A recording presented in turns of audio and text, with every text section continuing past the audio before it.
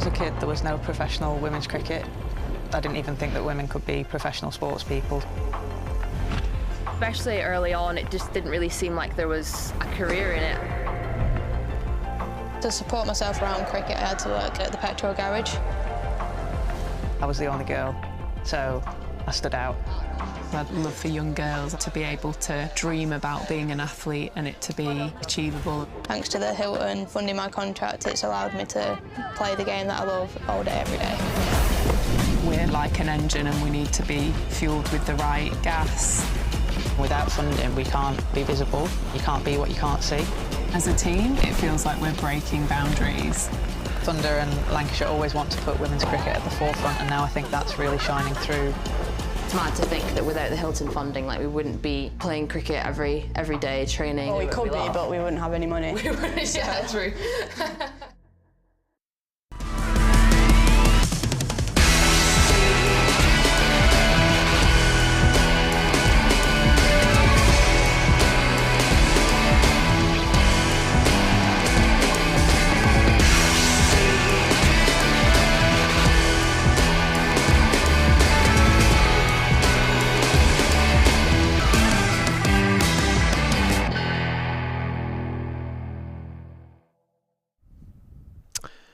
Welcome back to Emirates Old Trafford, where the sun is up and we are providing pictures from India of the third game today between Lancashire and the KSCA 11, the Karnataka Cricket Association.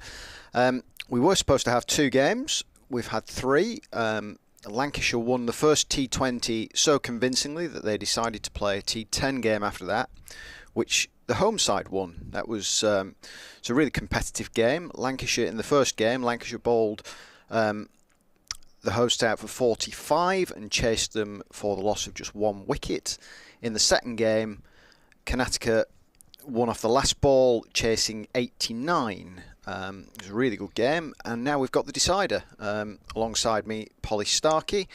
The second game was a particularly good affair. Although Lancashire did come out on the wrong side of it, it was an entertaining game of cricket. Yeah, it was really good, and going down to the last ball is a fantastic thing to have in pre-season to prepare the team. That's a scenario that could very well happen out at Emirates Old Trafford in a few months' time. So really good preparation for the team, but also really good to see a bit of fight back from Karnataka. And obviously you mentioned the first game, it really didn't go in their favour, and they struggled with bat and ball. And I thought Lancashire put in a really good performance, and you have to give credit to them. But I thought the T10 was a bit more interesting and had a bit more to it. Lancashire batted quite well. Their bowling was good at times, but you know, at the end of the day, Karnataka came out on top, and so it's nice to have it even now and going into the final game. And I imagine Lancs will shift a few things around, and they've got a huge squad, and they'll want to test everyone out. And I guess we saw that in the T10 as well, with Liberty Heap and Alice Clark coming in.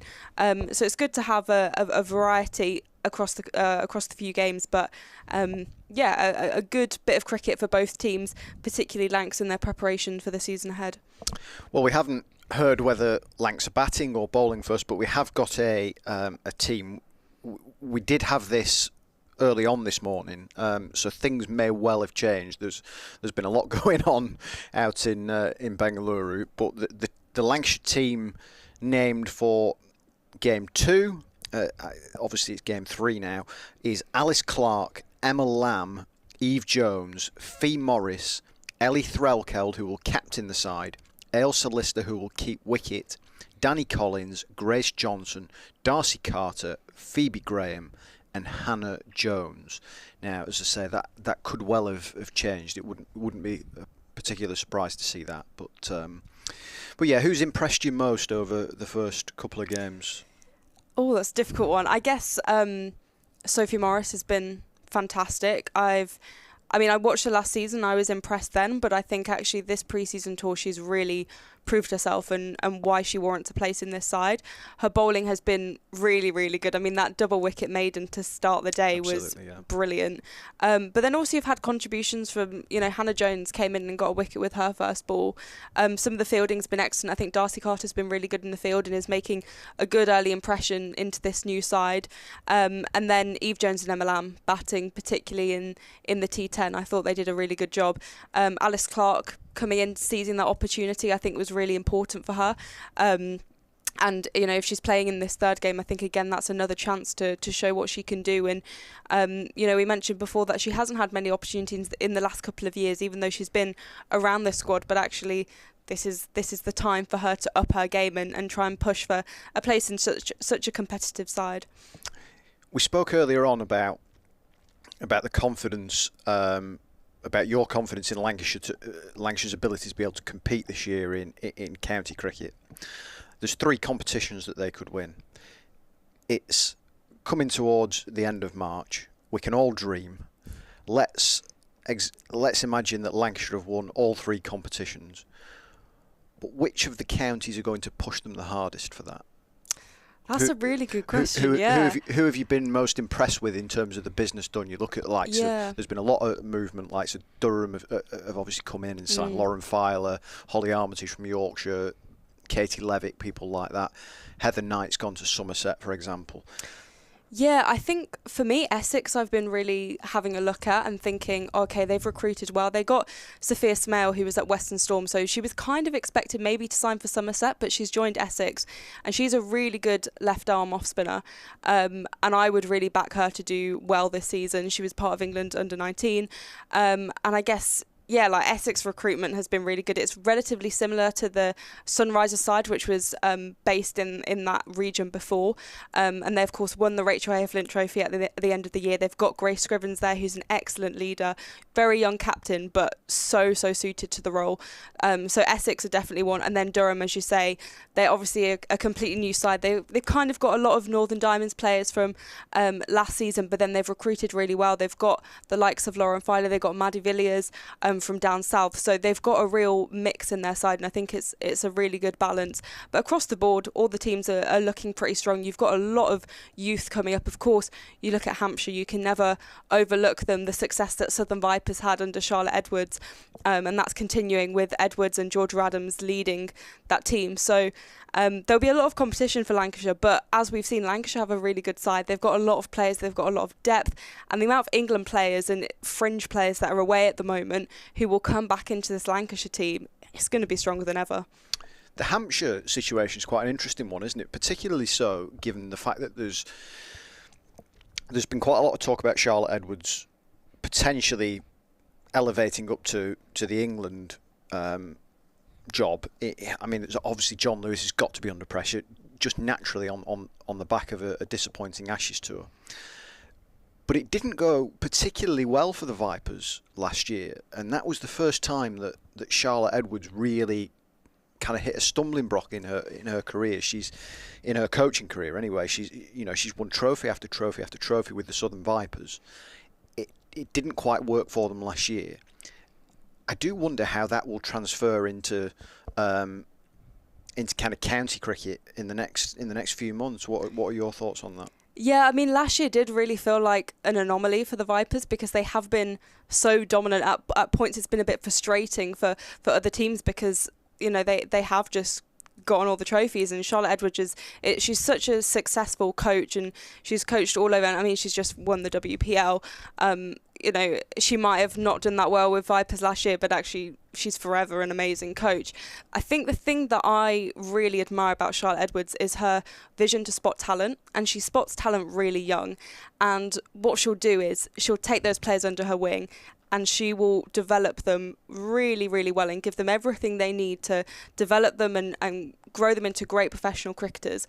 And that's what she's doing so well at the Vipers, which is, and I'm continuing with Hampshire, which is why I think they can be so successful, because they've got these kind of secret players in their locker who they can bring out at any opportunity. So yeah, she's absolutely brilliant, and I mean Hampshire will be kind of it will always be a big fixture in the calendar for Lancashire, so that's definitely one to look out for next season. But Lancashire are stacked, and even just looking at like the wicket keeping, for example, there are 4 great wicket keepers who could be behind the stumps for Lancashire, and the batting lineup, the bowling options, the amount of spin options, it's endless for Lancashire. So it should be a very, very exciting season, hopefully very competitive. You're talking about Hampshire being able to pull talent out of the bag. That's what we've seen here with Lancashire over the last few games, haven't we, or the last few days, with the likes of Sophie Morris. You know, she's been exceptional, as we've spoken about, and there are others down the pathway in county age groups and in the academy as well. So we can see the players are out in the middle, out in Bengaluru. Emma Lamb is going to open the batting, so Lancashire are going to be batting first. No real surprise. I must admit, I was always expecting this to happen, having seen them bowl first in the first game. I think they were going to be batting in the second as well.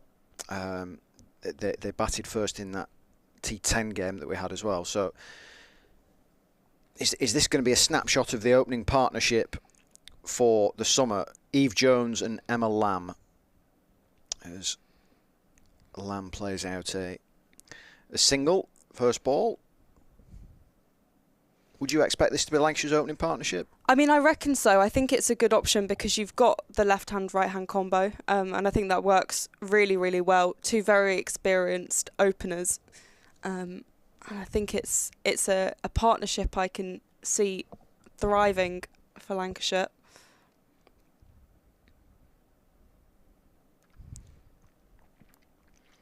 Lamb off the mark. I guess in terms of openers, again, Lancashire have so many options. Seren Smale has often come in at the top of the order, and obviously she's with England A at the moment, so whether she comes in. But, I mean, at Central Sparks, Eve Jones always opened the batting. Emma Lamb could come in at 3, but I reckon she's good as an opener. But, yeah, there are just so many options at the top of the order, which, I mean, is fantastic from a depth perspective, and you never know what happens with injuries mid-season and things like that, and England call-ups. Yeah, I mean, the kind of schedule isn't particularly ideal at the start of the season, is it? Given we were talking about it in the in the office before, off air, about how England A are currently in Australia, and that tour runs pretty close to the start of the season. You've obviously got the World Cup qualifiers running in Pakistan, which we were talking to Ailsa Lister about before. She's heading out there immediately after this tour. So whilst those players are going to be available for the start of the season, this isn't just an issue that affects Lancashire. It affects everybody clearly. There are going to be players who, in an ideal world, you would want to play, but you sat there thinking to yourself, do they need a break after pre-season tours and then a World Cup qualifying campaign or an England A tour? Are they going to be prepared enough in English conditions to be dropped into that first game? It's quite a tricky balancing act for a few coaches. Yes, clearly there are players who just come straight in. You know that you're going to be picking, say for example at Durham, Holly Armitage is going to come straight in because she's captain. But there are going to be players who are on the fringes who may not necessarily get that chance. Yeah, and I guess with the A side, they're coming back from Australia. It might take them a while to get over the jet lag. Absolutely. And so to come back and have to play in the freezing English conditions, I think will be a little bit of a shock to the system. But I mean, if they're not playing, it opens opportunities for other players to come in.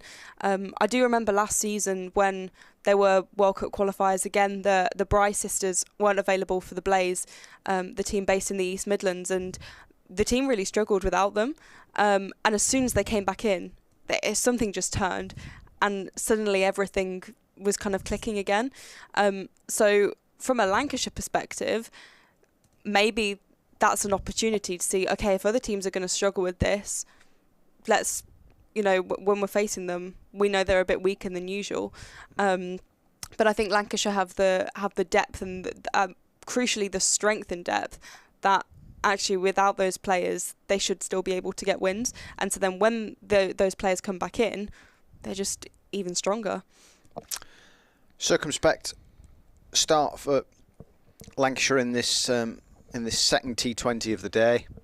3 for none after 1 over. Lamb has a couple of them. She will face Gowda at the start of this second over.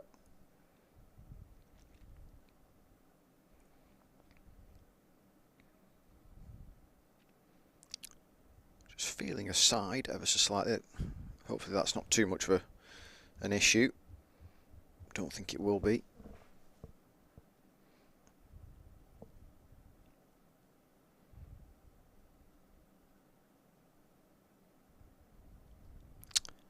It's a nice shot for 1.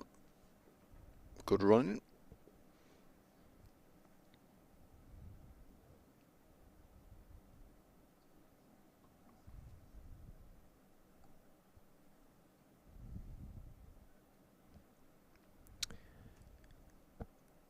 Just been told that for this game, the Connecticut side are fielding more of a B side, their B team, with some of the bowlers from earlier in the day, so a little bit of a hybrid side for them.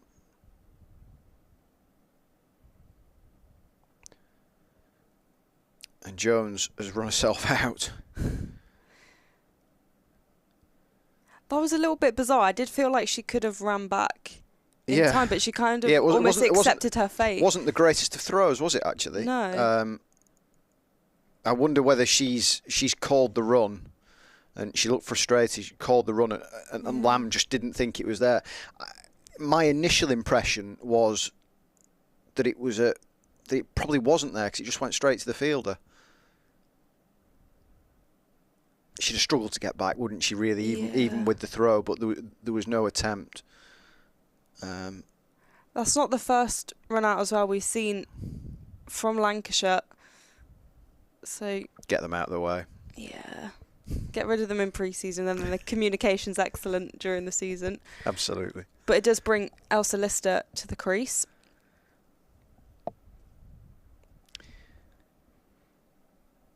It's interesting about it being more of a B-side, because I feel like they are performing a little bit better than the first game. Particularly they've started a little bit better.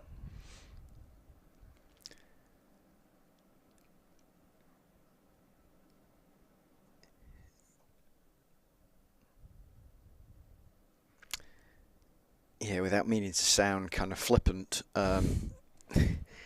could set themselves a pretty low bar, didn't they, in that first game? Yeah. It didn't go the way any of their players or coaches or supporters will have hoped. Ball out for just 45. I guess that T10 performance will have given them a bit of a boost. Absolutely. That, they can really compete with this side and they can win. Yeah, they were excellent in that second game. Really contributed to what was an entertaining contest.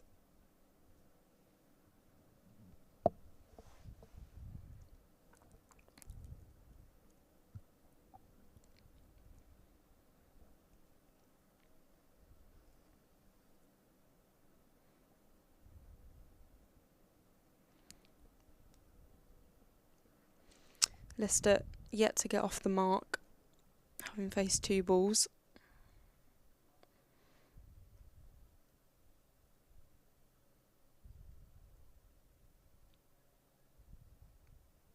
Pitch has played nicely today, hasn't it? It's looked true, even with that green tinge to it.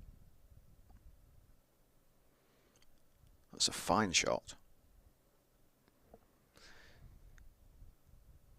Almost arrow straight from Elsa Lister. Certainly got power in her game. It's a way to get off the mark.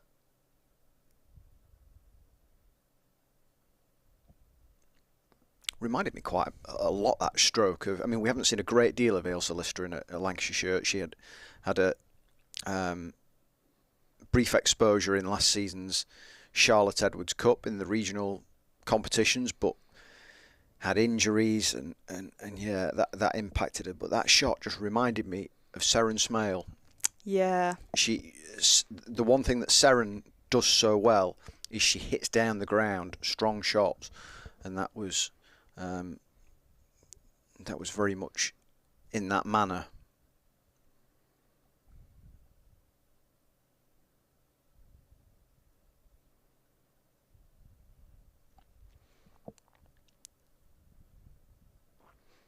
Yeah, she's really caught fire, hasn't she, over the last 12 months? Yeah, Seren Smale.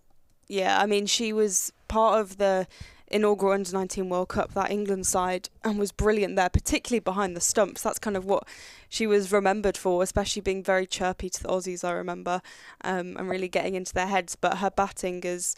I feel like she always gets into the 90s and gets out. I've seen that on a number of occasions. So hopefully at some point this season she gets a century. But yeah, she's a fantastic young player, and I'm sure she'll have a big career with Lancashire and England, being in that England A setup as well. Yeah, she's quite keen to develop her keeping as well. Sees that as a way into the international setup. Further string to her bow.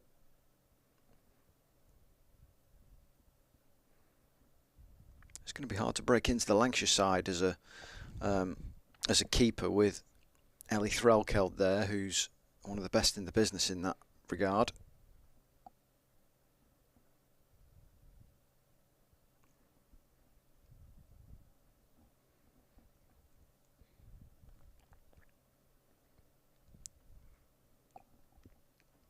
A quietish start so far, hasn't it, to this third game of the day, second T20. Yeah, just 12 for 1. Lister on 6 and Lamb on 4. Eve Jones having got out, running herself out. Lister just helps that one around the corner.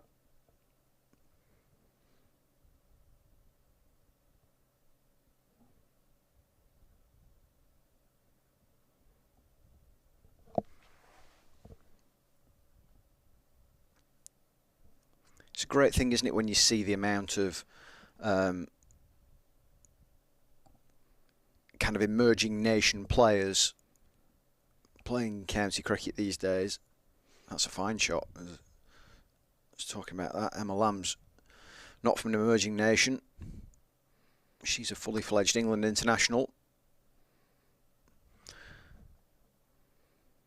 But yeah, I mean, you know, there's a strong Scottish contingent at Lancashire. You're talking about the Bryces. Yeah, Tara Norris of the yeah. USA. I'm trying to think of other examples now. Ola Prendergast has been over as an overseas player. Yeah, she's been brilliant. She scored a century when she played for Western Storm. Her first game, she came in and got the 100. Laura Delaney was here, of course. Yes. As an overseas player, very briefly. So yeah, whether it's Scottish players, Irish players, Americans. Yeah, even in the Tier 2 counties, Sussex have got Regina Sudders, plays for Italy. So there's some European cricket representation in Tier 2 now. Ella Claridge at the Blaze, she's been playing for the USA for a couple of months now as well. Look at Rachel Slater, she could play for all manner of countries. Oh, yeah. Remarkable. English born, she was born in Leeds. The Yorkshire seamer, born in Leeds. Born in New York, raised in Leeds, with Scottish heritage as well. Incredible. So.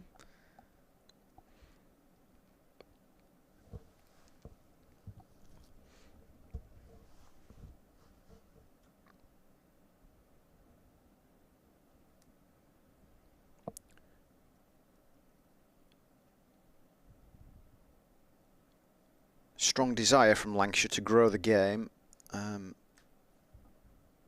3 or 4 of their players went out to Brazil and Argentina at the start of the winter on a coaching mission for a month. Ellie Threlkeld, Phoebe Graham, Tara Norris, Fee Morris all went out for, I think it was 2 weeks in Brazil, 2 weeks in Argentina, coaching the national teams, national women's teams.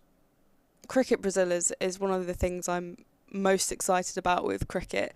I had the pleasure of getting to know Roberta Moretti-Avery, the former captain, and she's just been a huge part of developing cricket in Brazil. And actually, it's not just about cricket, it's also about providing opportunities. So the Cricket Association fund places at university for these girls, so they have access to higher education and then can get roles within the Cricket Federation, and that's absolutely fantastic because for a lot of these girls it's completely transformed their lives. And the work that Roberta's done is brilliant, and kind of building up these leaders within Cricket Brazil is amazing. And she just has such a passion for the game. I mean, her dogs, I think, are called Jimmy Anderson and Stuart Broad, so it's absolutely incredible. But yeah, cricket in South America is really growing in what is normally like a football-loving nation, but also have so many other sports, volleyball and handball and all sorts. But it's great to see cricket. I'm pretty sure the place where the cricket headquarters are in Brazil have more children playing cricket than football, which is a remarkable stat for Brazil. It is, quite right.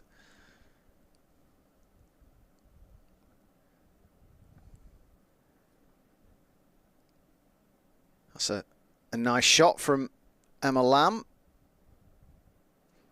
Moves her into double figures, and Lancashire are just starting to motor now. 24 for 1 in the 4th. As a couple of moments ago, you got a shot of Lancashire's chief executive, Daniel Gidney, coach Stephen Parry, assistant coach Stephen Parry, and I think it was Clinton Perrin with him as well, who's been appointed batting coach over the last year or so. I believe Dame Sarah Story is out there as well with the team. Yeah, there was a tourist. I'm not sure it was a convention or not. I'm not sure that's the right word, but there was there was a delegation from Lancashire who were at that in Bengaluru earlier this week, publicising and promoting Manchester as a tourist destination. And why wouldn't you come to Manchester? Look at the blue skies. Exactly. It's gorgeous. Yeah. It's absolute paradise here, even in March. That's a good word, paradise. Yeah. Sums it up perfectly. I always say it rains here. It never rains. Never rains. It never rains. No. It's a myth. Well, there is the stat about there being more rain annually in Melbourne than in Manchester, or like more Quite days right. rained Who'd want off. to go to Melbourne? Yeah, No. exactly. No, not at all. Yeah. Yeah, so cricket will return to Emirates Old Trafford pretty sharpish. But for now, we're concentrating on Bangalore, or Bengaluru as the locals call it, where it certainly is a bit warmer for now. And Lancashire's women are in action and have made a solid start to their second T20 game of the day. Just to recap, we have had 3 games today. We're in the early stages of the 3rd. Lancashire won the first T20 very, very comfortably, so much so that they felt the need to add in a T10 game to their schedule for the day. Karnataka won that. It was a really good game of cricket, that. Chased 89 to win off the last ball, and now we're in the second T20 game.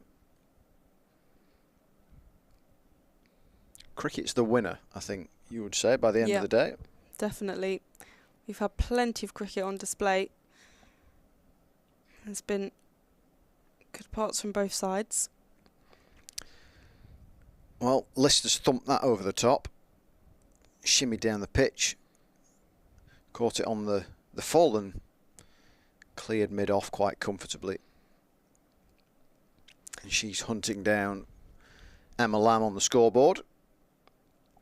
You mentioned cricket returning to Emirates Old Trafford. The day that everyone needs to be here is the 9th of July, when it's England versus India women in a T20.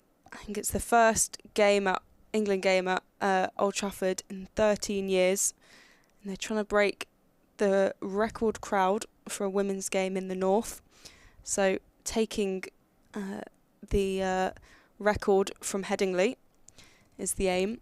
And it would be great if Old Trafford was full of fans that day. Will be a cracking fixture. I feel like it's always exciting when England and India, particularly the women's team, face each other. Yeah, there's always something about it. Yeah, there's been a bit of beef over the last few years, haven't there? There has, yeah. Since the incident that we won't talk about at Lord's, there's the Charlie Dean mancad. Yes. But even, England beat India in the World Cup in 2017. That was, again, at Lord's. There's England-India at Lord's. But England-India at Old Trafford, I think, will be exciting. The crowd will be amazing. And it should just be a really, really good event. And it will just be amazing to see players like Sophie Eccleston getting to play at Emirates Old Trafford in an England shirt. That's not something, I don't think that's ever happened before.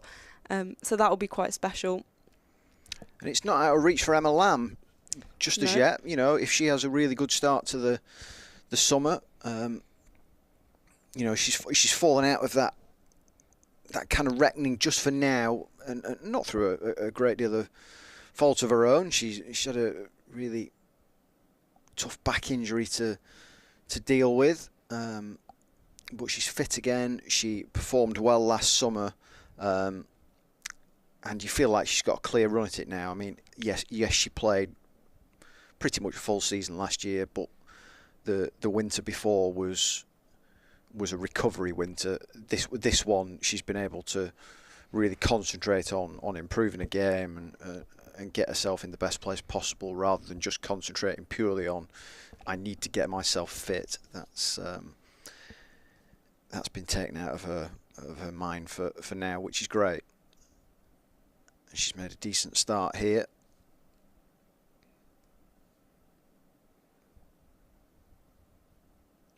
It would not be a surprise at all to come to the end of the summer and see Emma Lamb at the top of the run scoring charts in 50 over cricket in the Metro Bank One Day Cup or the Vitality Blast. Yeah, and likewise Eve Jones. Eve Jones has been up there. I think she was the second top run scorer in the 50 over competition last season. So herself and Lamb, if they're opening the batting, they can build some big partnerships. And Seren Smale was also up there. I think she was 4th in the rankings. So they have a lot of good top order batters, and ones who have a good record, particularly in the 50 over competition, which is kind of where Lamb really excels. But of course, as we can see, she can play T20 cricket. That one's walloped and it's a 6. She moves to 20. The score goes to 44 for 1. It's a fine shot. She just threw her hands through that, didn't she? It was there to be hit. And she certainly took on that invitation. Partnership moves on to 40.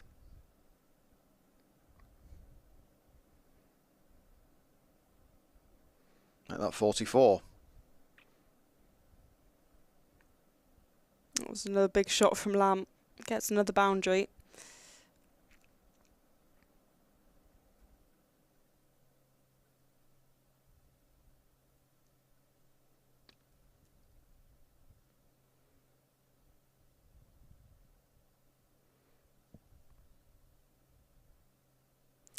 Lamb now 21 out from 10 balls.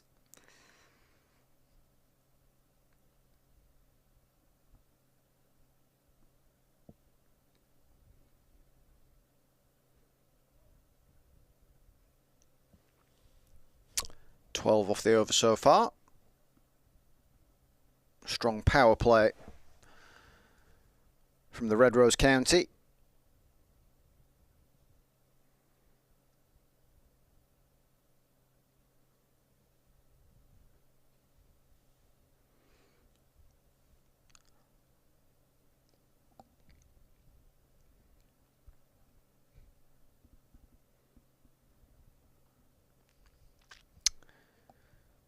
concludes with the 50 being brought up. Yeah, 50 for 1. Lister on 22 from 16 and Lamb on 25 from 16. So moving along nicely.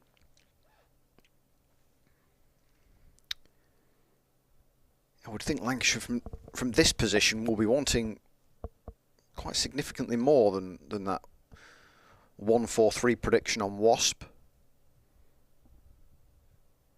would imagine 170 would be the target from here. Yeah, particularly if these two can stick around.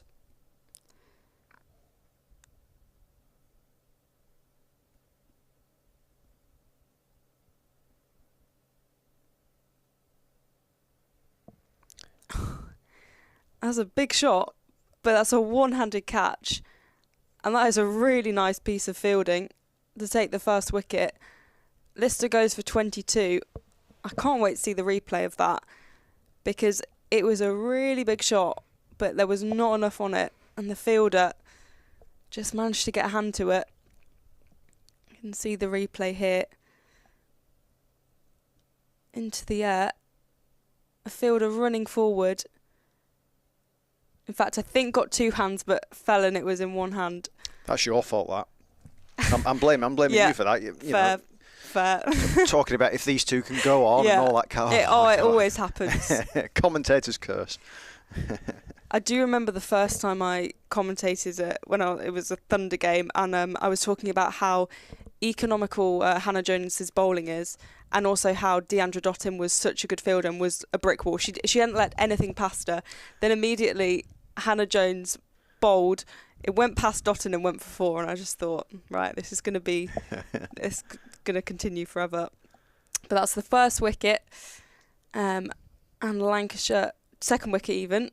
Lancashire 2 down.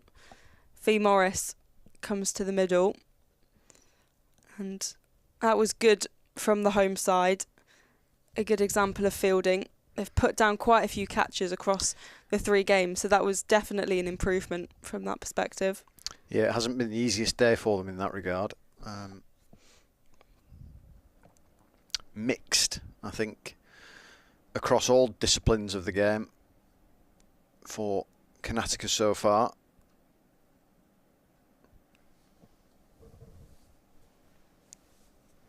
And the first game, there's no doubt that I would imagine that it will have frustrated Chris Reed as much as anybody, really, because he wants his side to be tested. And to be fair to Karnataka, that's exactly what they've done from kind of the second game onwards. They've provided a real decent opposition for Lancashire.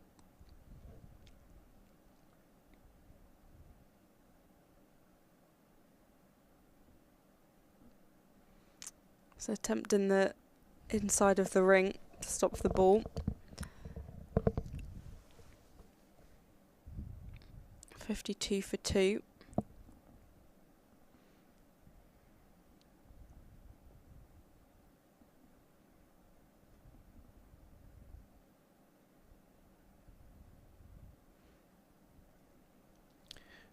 Just going back to what we were talking about before the game started about the kind of runners and riders for this season. Do you expect many Tier 2 teams to kind of make an impression on that FA Cup style county T20 competition? Yeah, I mean, I think Yorkshire probably stand the best chance purely from a kind of perspective of professionalism. They're paying their players to be full-time pros, and no other Tier 2 county is doing the same. So I think they have a natural advantage, and they also have recruited really well. They've got a good mix of kind of youth and experience. They've got the likes of Erin Thomas, who has been involved in the most recent Under-19 World Cup, but then they've also got Amy Campbell, who's got bags of experience and has played lots of regional and county cricket over the years. So they do really have a good mix in that sense, and I think they will be quite competitive. Glamorgan are an interesting one to look at. They've got Rachel Priest as their coach, who is a fantastic former New Zealand international. So from a coaching perspective, I think that's a really interesting appointment. And even I mentioned the likes of Sussex, they've got a lot of good young players. They've got Molly Adams, Georgia Adams, his younger sister, who's a fantastic wicket keeper. So there will be teams that potentially could cause the upsets, and if it is anything like the FA Cup, there will be some upsets in there. So I think that will be quite interesting to see, especially when there's like tier 2 and tier 3 sides playing against each other, but even pushing for the tier 1 sides.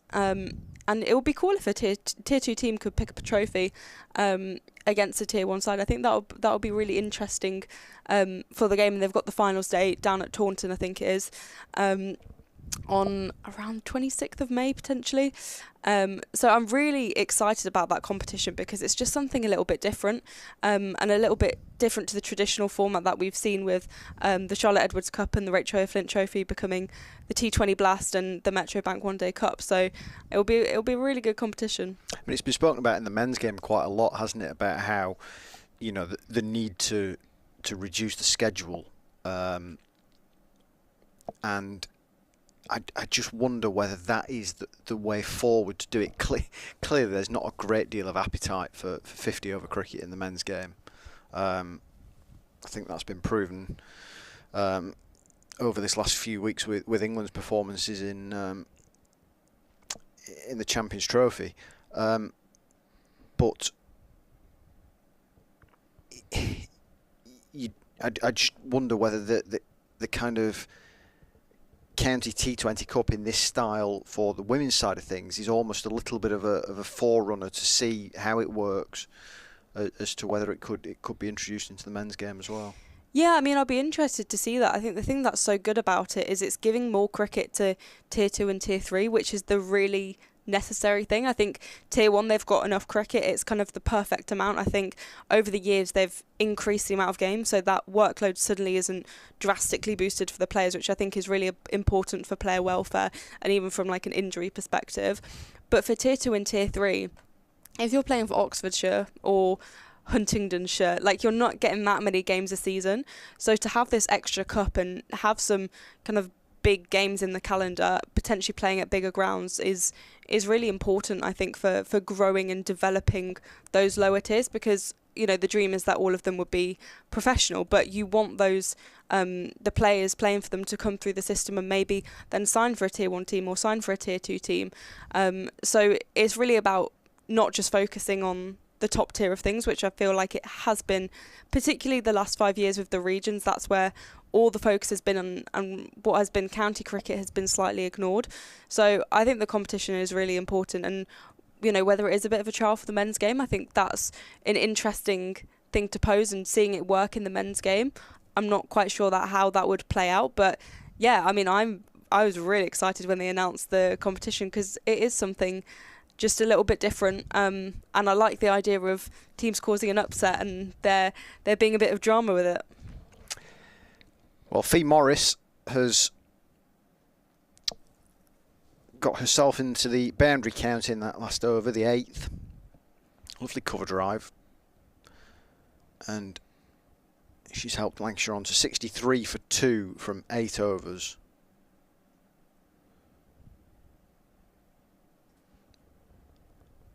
Hot work for one of our cameramen out in Bengaluru.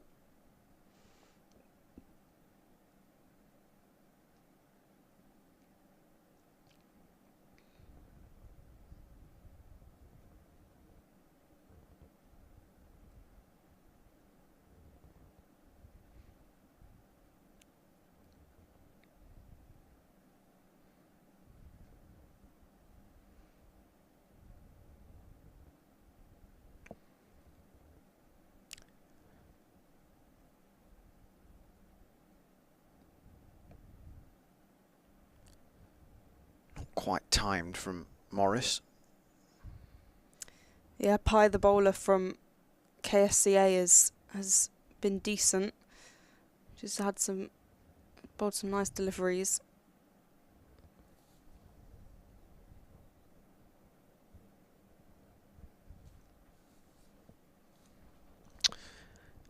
After this after this game, which is the last one that will be streamed on Lancs TV. We've had 3 game days over the last week and a half, involving Lancashire's men and Lancashire's women. This is the last of those streamed, but the girls will stay on in India until next Thursday, and they play 3 50-over games between now and then. So, and that's the format that they will start the summer with. The Metro Bank One Day Cup. I had to stop myself then from saying the Rachel Hayhoe Flint Trophy, but that's just a... Yeah, that takes some getting used it to. It does, yeah, absolutely. Following the kind of culmination of the regional era.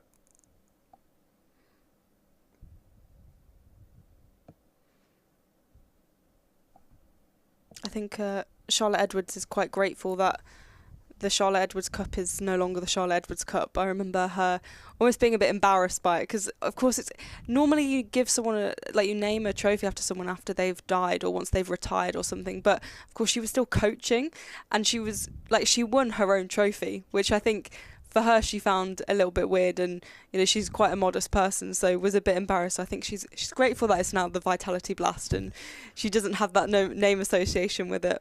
I'd be requesting it. Can I keep it?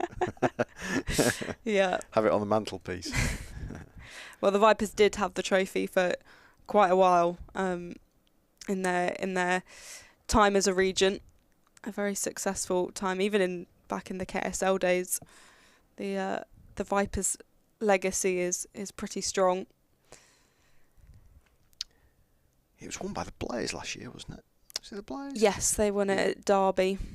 It was quite a warm day at Derby. Normally Derby's very cold. It's funny enough, actually. I haven't been to Derby for years.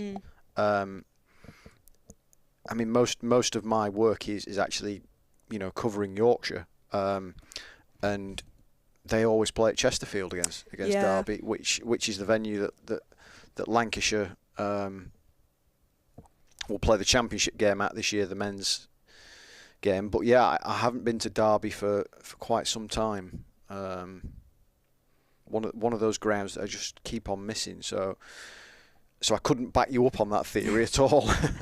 Yeah, I mean, there's been a lot of England women's games, usually in September, where it's absolutely Baltic. So I think it was in June, maybe, the Charlotte Edwards Cup final, and it was quite a nice warm day. And as the sun was setting, of course, the Blaze we mentioned have a lot of Scottish players. I think it was someone's parent started singing Flower of Scotland, very out of tune. But it was quite cinematic. The Bryce sisters in the middle, about to win the game. Flower of Scotland, the sun was setting. So it was quite an event. Of course, this year it will now be the Vitality Blast in line with the men's competition, which I think is really good for the double headers, and there will be quite a few double headers here at Emirates Old Trafford with the men's team, and of course having that same identity hopefully will encourage the crowds and just kind of get a bit more interest around the competition. Absolutely. Well, as we were chatting there, Emma Lamb's played a fine reverse sweep or a reverse paddle, whatever you want to call it, to move to 40 not out.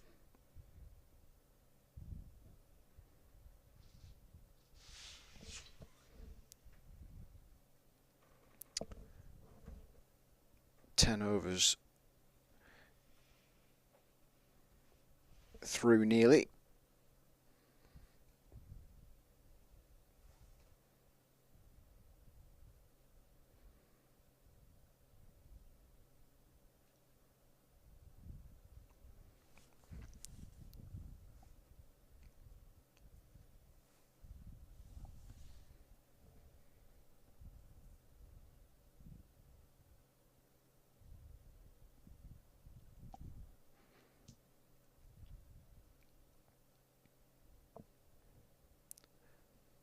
Worked away for a single to reach the halfway mark in the Lancashire innings, 74 for 2. A very decent start. Not a blistering start by any means.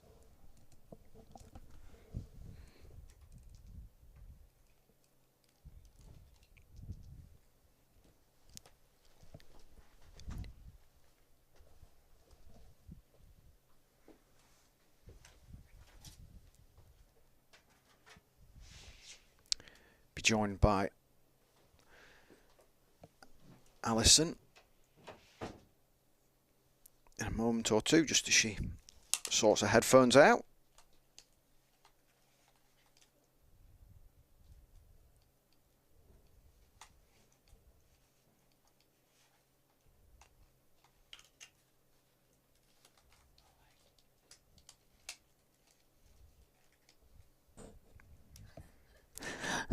Good job they didn't have the camera on you then. As you I'll were. tell you, that's what you call headphone Jenga. Yeah, my daughter would have loved that moment. Grandma should have called me then. Emma Lamb's played nicely here, hasn't she? Hasn't she just? Yeah. Shame about another run out though. That was a bit shambolic as well, wasn't it? Never mind. Bit of leg spin, I see. Nice shot though. Oh, it's a good stop. Did she go over that boundary? It's hard to tell, isn't it, without a proper rope?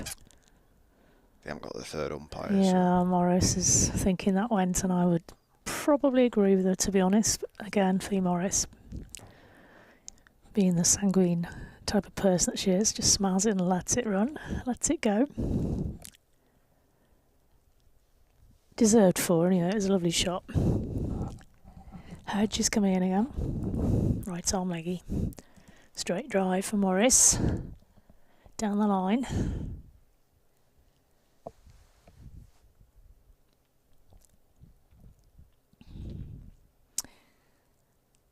Morris fills her bat. She fiddles the ball. Off we go. Driven. On the off. That's got to go. Is it this time? Can't tell what that is. She's found a fielder again. It's really weird not commentating when you've got the view of the whole pitch, isn't it? It's It's guesswork where the fielders are half the time. yeah.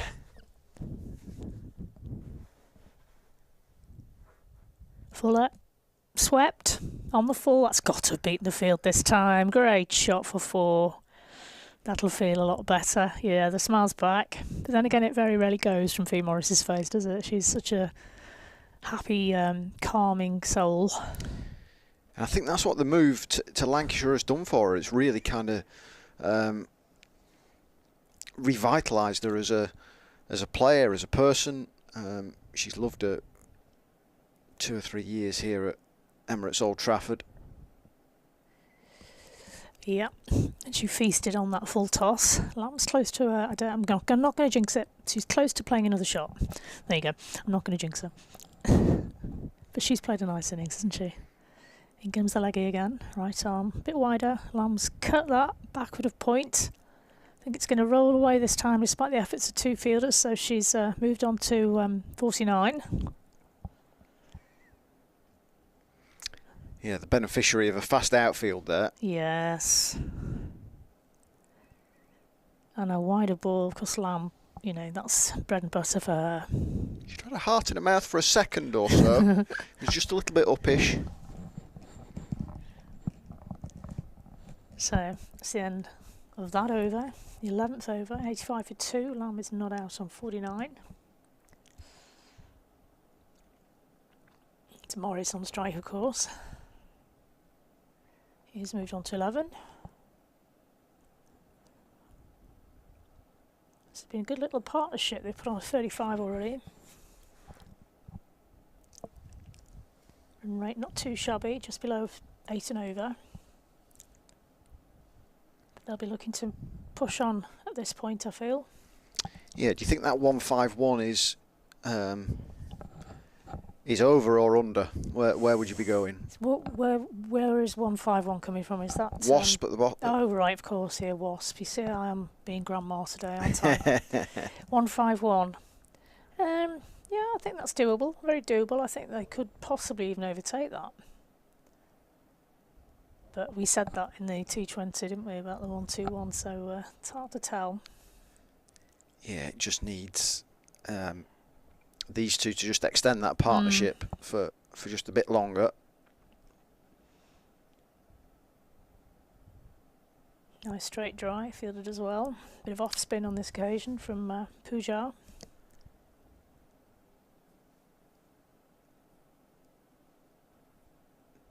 Kamari Pooja, I think it is. Another good take from the keeper. She's been sprightly. Yeah, 3 dot balls to start the over. Yeah. Just dented that that 151 for now. Moves the feet. No. Big appeal for LBW, but not even close.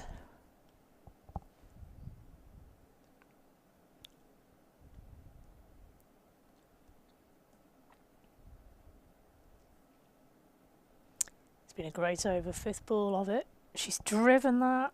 She's found a fielder there. Oh, another fielding mistake from the home side. Goodness me. And she's looked to the sky, gutted with herself. That should have been taken. Should have been. It was not a difficult chance. It wasn't gone flat at her. It wasn't gone. Didn't sky that far high. Yeah, unless, I mean, you don't know what the sun's like out there, do you? To be fair, but still, they've all got baseball hats on. They've all got sunnies on. That's a better shot. She swept that flat. That's not going to get caught, but it is going to get stopped by the same fielder. She kept busy this over. Only 2 from it though. It's a very good over. Could have been a lot better with a W in there. Lam's moved on to a 50 with that shot. What a great little knock that was. Yeah, it's hopefully a sign of things to come for Emma Lamb in 2025. She's been a really talismanic figure at the top of Lancashire's order in the last few years. Yeah, okay, she's had a disruption with injury fairly recently, but as we were saying before, that she's seemingly behind that back problem, and now she can attack 2025 with real gusto. Lovely montage of some of her shots though. She's really turning into what they call a 360 player there. So look at that reverse sweep. We've had a lap shot, we've had a cover drive, we've had a hook over mid wicket, we've had a straight drive for 6, we've had everything. She's talking gone of straight drives. Talking of straight drives, she knows the pattern for that one. 91 for 2. Lam's got her eye in. Good strike rate as well. 168.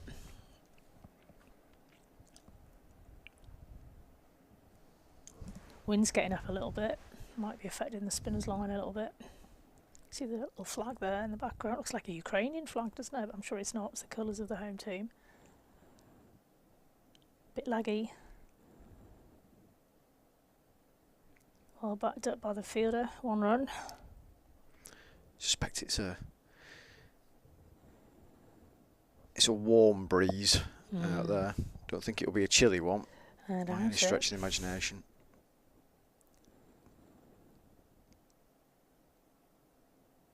In comes the slight figure of the bowler hedge.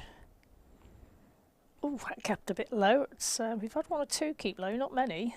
The fielder's dived forward to rescue that one again. Morris is smiling because she knows she had to really dig out that one. Yeah, the pitch has played well, hasn't it? Considering it's had 3 games of varying lengths on it today. Leggy again. Just got to watch that length, that line. Oh dear me. What a catch though. That's better from the home side. She's had to run into that one. Morris will be gutted. She just didn't quite get to the pitch of that one and got under it rather than through it. And that's 3 down, I'm afraid, for Lancashire women. Morris goes for 12 of her 21 balls faced. Not had much luck today, has she? She could have driven that and meet her either side of that fielder and it would have been 4, but she managed to accurately pick her out, which is what happens when you look south, isn't it? Yeah, run out earlier in the day as well, as the skipper arrives at the crease. Yeah, I was wondering if she was going to give herself a chance to get some runs on the board. And there's Sophie Morris doing the honours with the drinks. Yeah, Lamb needs to stay in there now, give Threlkelt a bit of time to settle. Yeah, this for now, this situation is ideal for Ellie, where she can just nudge and knock it around and get herself set at the crease and allow Lamb to really kick on. She is expert at picking up singles where others might not find them, and rotating the strike. She's no stranger to a big shot either, when her needs must. But she won't be fazed by the fact that her role. She clearly will play her role. She's that type of person. Her role is to stay in, nudge a single, and give Lamb the strike, as you say.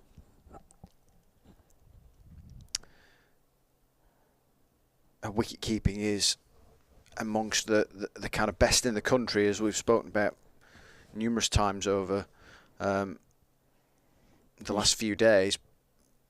Her batting is something that she's desperately trying to improve and to ensure more consistency.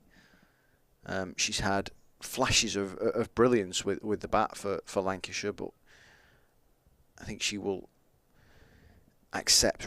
readily accept that she could produce more. She's certainly got it in her locker.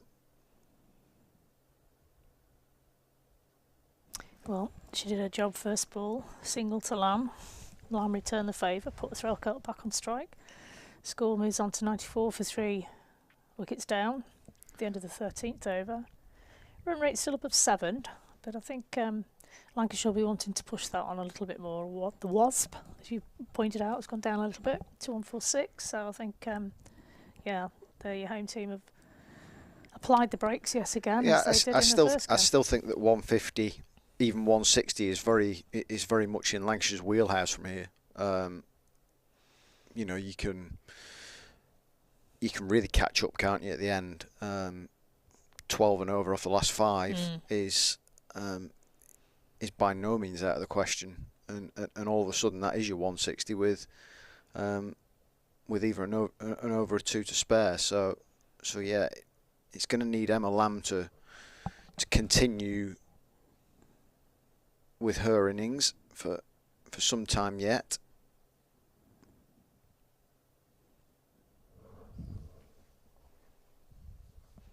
Continue with the right arm off spinner. Pulled. Oh, she's run across that one. She got there earlier than she thought, and she's literally ran across the ball there. 4 runs to Lamb, moves on to 60.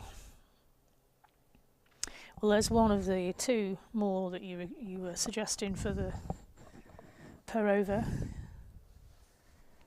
Yeah, that was good because it was right along the floor there, no chance of a catch. That's what you want. Fielder just overran it, didn't she? Easy done. Oh, again, had to work a little bit harder to manoeuvre that round to the leg side. Just the single on this occasion.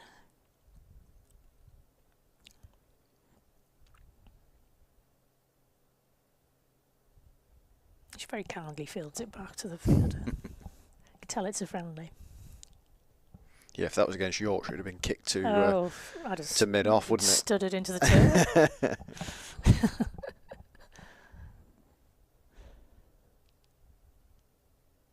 Right arm spinner in again.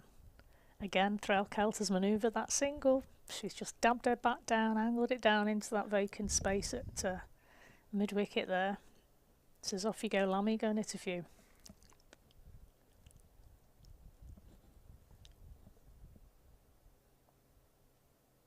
$100 up. Took him 13.5 overs. In comes the off-break spinner again. Bit fuller, bit wider. Smack. Not quite enough to beat the fielder at mid-off there. Gives Threlkeld the strike.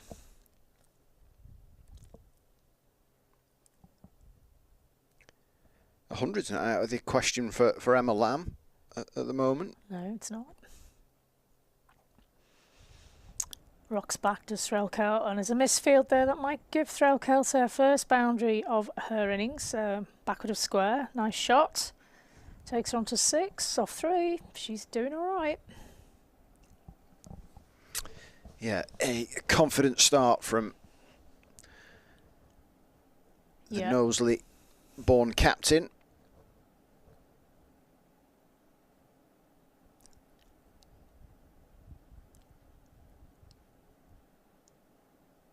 Last ball of this over. She rocked back again. Likes that shot. Not quite a square, so it's met with the fielder, but she still takes a single. It's good over for Lancashire there. Takes them up to 106. The end of the 14th over. Run rates crept back up over 7.5.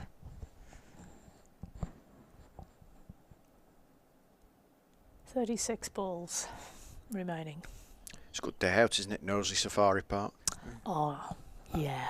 Have you been? Yeah, we'd taken the little one a few times. Have you? How old? You're going to tell me you're 36 now? No, I'm joking. 7. She's 7. Yeah. Oh, bless her. Do you know what I like about it? It's because generationally I used to take my little girl there, and then when my mum was infirm and I was her carer, I used to take her in a wheelchair with my little girl. Right. So it was a really nice day out that we could all share and enjoy together. Well, there's not many places you can do that, really. Anyway, back to the best thing that's come out of Knowsley. Ellie Threlkeld. No, it's a great day out. Yeah, don't like going through the monkeys, the monkey enclosure in the car. You can drive around. I wouldn't like to go through. I'd be a little bit concerned about the paintwork. I've lost a windscreen wiper there in the past. Yeah. Despite the fact that I tried to spray the monkeys with my spray and they drank it. Thought it was great. Anyway, back to cricket. Oh, she's trying to appeal for LB though, and she's clearly swept it off the bat. Anywho, Threlkeld moves on to 8. Lamb 62, total score 107. Yeah, if Ellie can end up kind of 30 not out here, it's job done and perfect, isn't it? Yep. You know, and let others play around her. Okay, another big sweep there, but they've got a fielder in position for that. They've got some bullet arms, these girls. And do you know what? That was, if she'd been a bit more accurate, she was gone. She was miles out. Wouldn't even been in the picture, would she? Not at all. It was a sharp one. She's gasping a little bit. Careful. She's on 63 and it's a bit hot. Careful, Ellie. Yeah, there's been a few near misses added to the couple of run-outs so far today. Sweep again. Oh, she's missed the fielder this time. Well swept. She plays that shot very well, does Ellie Threlkeld, and she gets full reward for that. 4 runs. Yeah. What I like about Threlkeld is that she plays to her strengths. She knows the shots she's good at. She plays them well. She doesn't try and over elaborate. She's very much an old head on young shoulders, isn't she? I mean, she's been around for years and years and years, but she's still, only kind of mid-20s. You very rarely see her give her wicket away. People have to take it from her. Again, she swept well there. To a fielder this time, but still, runs on the board. It's a positive shot. Yeah, gives the strike back to a nicely timed. More prolific partner. Prolific at the moment, anyway, but Ellie's doing very well. Oh, great shot over the top. There, over the top. Has it gone? It might even have gone for 6 from Lamb. She really got hold of that one. Can't tell because there's no real boundary, but they seem happy enough. It must have gone by the joyous expressions on their faces. Looks like he's just gone for 4. 4, but still, great shot. Yeah. It's gone regardless. Yeah, but I was with you. I thought that was 6. Yeah, quite close to the, shall we call it the snake zone. It has gone for 6. Oh, yeah, umpire's given it 6. Umpire gave it, scorers didn't, so hopefully they'll change that on the overall score. Not sure they did, but anyway. Yes, they did, because she was on 63, wasn't she? So, yeah, they must have done. So, yeah, all of a sudden, Lancashire's aspirations, total-wise, have shot up. Say 12 and over from here, you're looking at potentially 180. Yep. Couple more good strikes from Lamb. Won't harm that cause. It's Threlkeld on strike at the beginning of the 16th over here in Bangalore. She's tried to drive that straight, but it's come off an edge and gone to square leg. Yeah, she's replaying the shot there. Not quite as she intended, but she still gets a run for it. Takes her to 14, 120 the total. Still persisting with the right arm off break bowler, Kamari. Flighted that one. Lamb's played across the line slightly, but kept it right along the deck. No chance of giving an opportunity there. And they've done very well there. They've turned that into a 2. That's some really good running from Lamb and Threlkeld. They do run well together, she says, hoping not to jinx them after the run-outs that Lancashire women have suffered so far today. Spinner comes in for her 3rd ball this over. Oh, she's gone reverse early. Oh, she took a chance there. She went early, but she's done really well as Lamb. What a lovely shot, right along the deck. But she seemed to be in position for the shot half an hour before the ball was delivered. But hey, it's the modern way. I am thoroughly enjoying watching Emma Lamb bat. She's doing well, isn't she? That was a great shot. She's doing really well. Nice to see you again, Polly. Yeah, when you went away, they started hitting loads of good shots. Can you go away, please? Right, okay, I'm off. No, don't go away. Please don't leave me here on my own.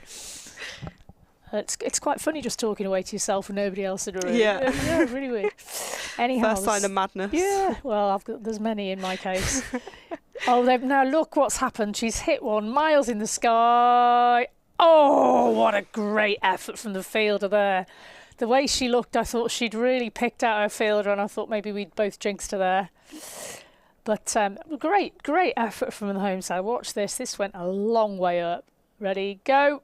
Can't even spot it. It's gone higher than the side screens, and down it comes. And oh, she got there. You know, she just didn't get the hands closed in time. That was a really good attempt. Bit more flight. Ooh, she tempted Lamb there, didn't she? That was a good bit of bowling at the end there. Last ball. Now then, the spinner's got... What has the spinner got up her sleeve? She's taking a bit of tap here, but she's fighting back. Reverse sweep again from Lamb. She's got her... What, goodness me, what's she been eating for breakfast? Another reverse sweep for... I don't think I've seen Lamb hit so many reverse sweeps in about the last 5 years that I've watched her. This is exactly what you want from your pre-season yes. tour. A big boost of confidence. Very nice. And the beauty is it's perfectly played and right along the deck. Yeah, just finds the gap in the field, slots it perfectly. 132 for 3. This partnership has made 40 runs from 20 balls. 12 minutes. That's rapid. What's that? That's crazy. Imagine if they're out for an hour. Times that by 5. That's 200 runs an hour. Very productive is what I say.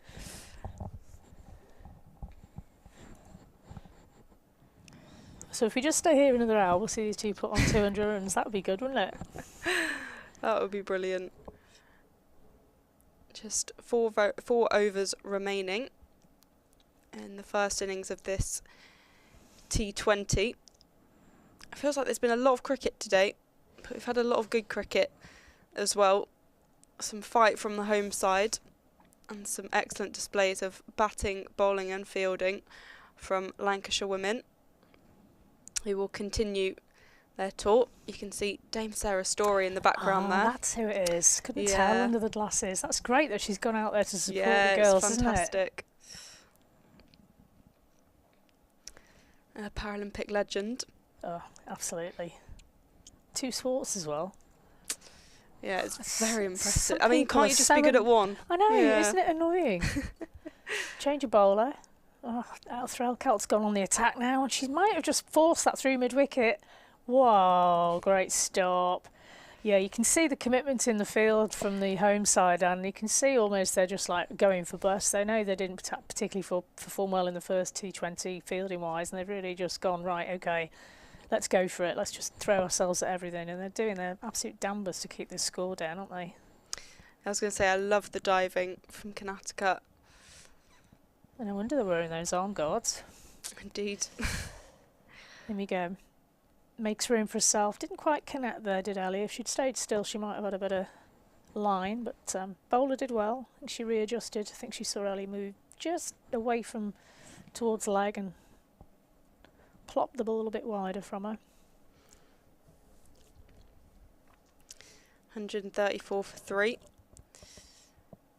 Now a 42-run partnership. Oh, great shot. That Great just shot. pinged off the bat. Oh, great shot. She just half volleyed that over point, forward of point. Yeah, they're having a nice time out there now, aren't they? Yeah, smiles all round. That was a lovely bit of cricket. Yeah, she'd made that into a half volley by taking just one step, but Ellie's a tall girl, so one step forward is a significant distance when you, I don't know what she is, 5'11", 5'10", something like that.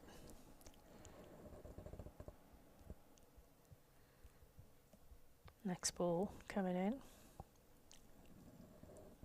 Oh, now she's playing the funky shots. Oh, what another diving attempt. Did she get there on a set? No, it's gone for 4. That was a brave shot from Ellie because she really did leave her stumps exposed there, and if she'd missed, she'd have been out for sure. So they're taking a few chances here at the back end of this innings. Good effort in the field too. Even missing the diving stop, but She immediately got back up and chased it at full speed, which is a really good commitment in the field. Ali Threlkel 24 not out from 13 deliveries.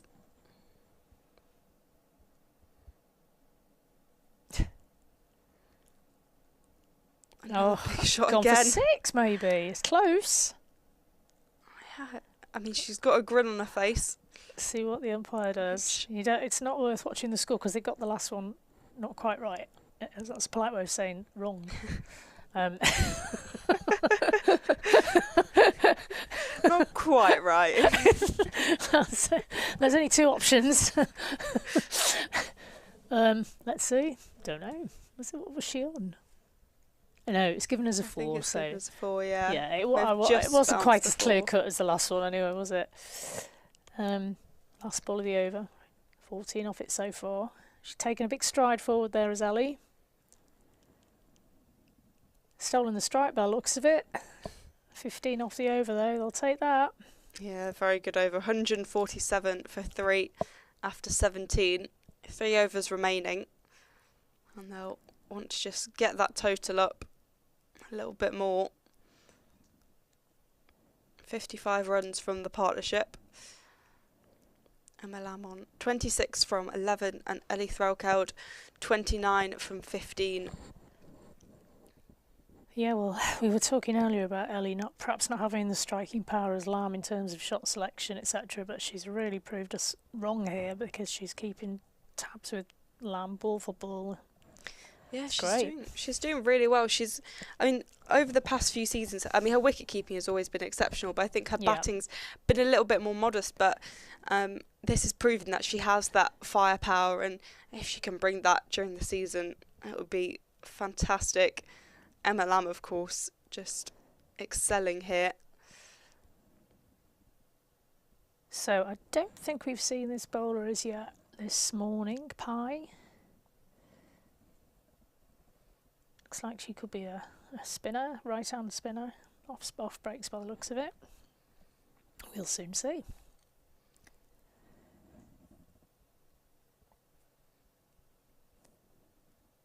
Just setting her field, making sure it's exactly where she wants it.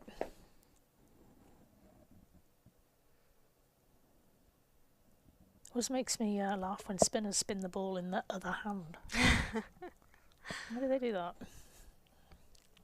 Don't ask me. Yeah. That's because she is left-handed, that's why. That'll solve the mystery anyway. It's been swept for a single. Mystery solved. Oh dear, 1 run takes them up to 148. Lamb's moving on to 81 at this point without trying to, put any downers on things. Comes in again. And again, oh no, please a big don't hit a shot. fielder. She's taken a chance there and found a gap. That's a good piece of field in the end because the bounce deceived the fielder slightly. I think it's a difficult one because as much as it's okay her playing those shots at the moment and the fielders aren't going to get it, when she's playing in the One Day Cup or the Vitality Blast, the fielders will get that. So it's difficult because it's fine now, but actually I think during the season those chances will be taken and you kind of can't risk it too much. Yeah, because it was in the air an awful long time, wasn't it? Somebody would have pounced on that, I'm sure. But you play what's in front of you, don't you? Well, exactly. So, oh, she pulled up there. She hurt herself. I think she might have just pulled her back a little bit there in the field there.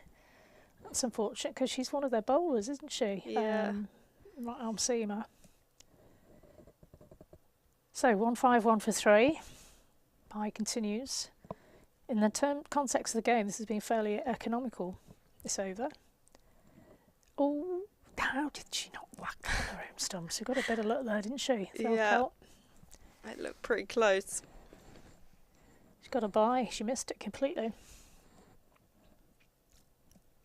152 for 3.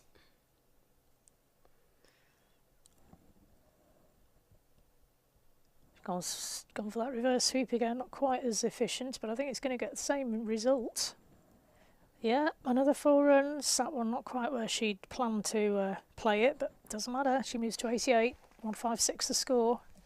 Oh, it's getting a bit exciting, isn't it, Paul?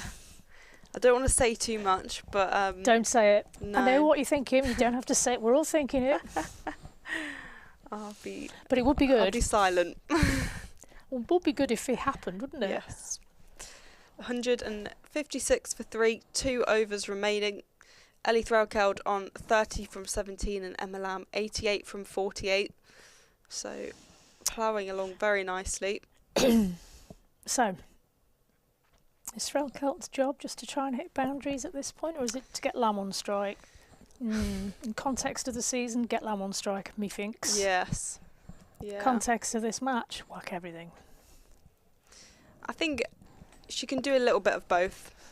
Okay. I think, but I also think, you know, practicing a bit of running between the wickets, pushing for 2s and maybe even 3s, I think is really important, especially when you're playing somewhere like Emirates Old Trafford, where the boundaries are quite big. Getting those 3s is it's possible. Obviously, this ground I suspect is a little bit smaller, but even like trying to push for that, I think it is good ahead of the season. And you've got the seam bowler coming in again, go there. Ooh. Again, Ellie backed off from that. Oh, that's close to being a 6 again.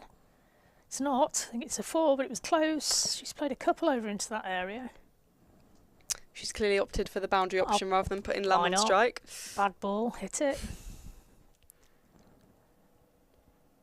Again, the bowler was quite savvy, really, because she saw Ellie back away to leg, but gave it a bit of width. But she's forgotten that Ellie's got a long reach, she's tall.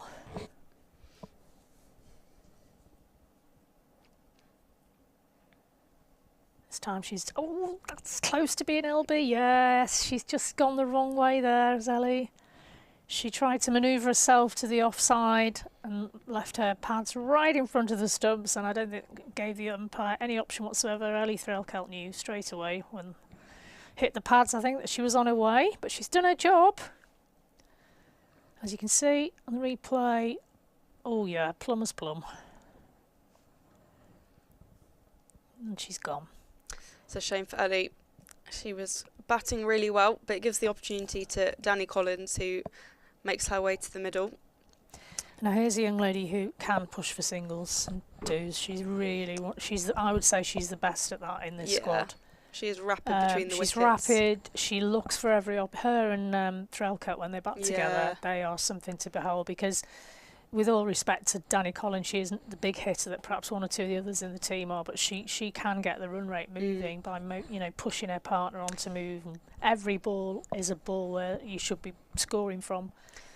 Yeah, I'd say her and Liberty Heap are really, really fast between the wickets as well. That's always the danger when you've got someone really fast between the wickets and someone who's probably average pace, because Danny Collins is exceptional, and then there is the fear of running out. But no, she is really, really, really good at that. Yep, she's a super fielder as well on that boundary, isn't she? Yeah. So we've got Fee Morris one side and her the other side. Yeah, very lucky to have them both. So the seam bowler's coming in again. She bowled stump to stump there, got a wicket, which is good. She deserved it for bowling straight. Oh, that kept low. Horrible ball to get first up, but she dealt with it well. Gets Lam on strike. Yeah, I don't think this wicket is at its best at the moment, which doesn't bode well for the team batting second. It's quite a few in this innings that have really scooted on.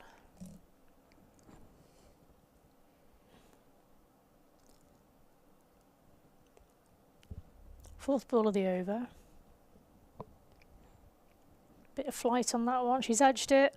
Lam's edged it. She might be good lucky here. Yeah, when it's your day, it's your day. 4 runs, a little squirty edge, the outside edge. 92. She moves on to.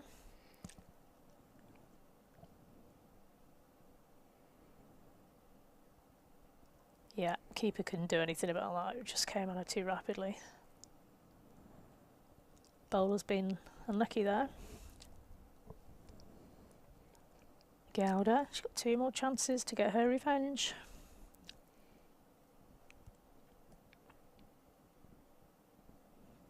Oh, she's gone for that too many times. She's got away with it. Must have just been going down leg. She's a very lucky lady. Yeah, the nervy 90s. This was close. Oh, yeah. Very close. I think Lam thought she'd gone then. She started to You walk. can see the way she put her head down, started walking. Bowler's done well this over.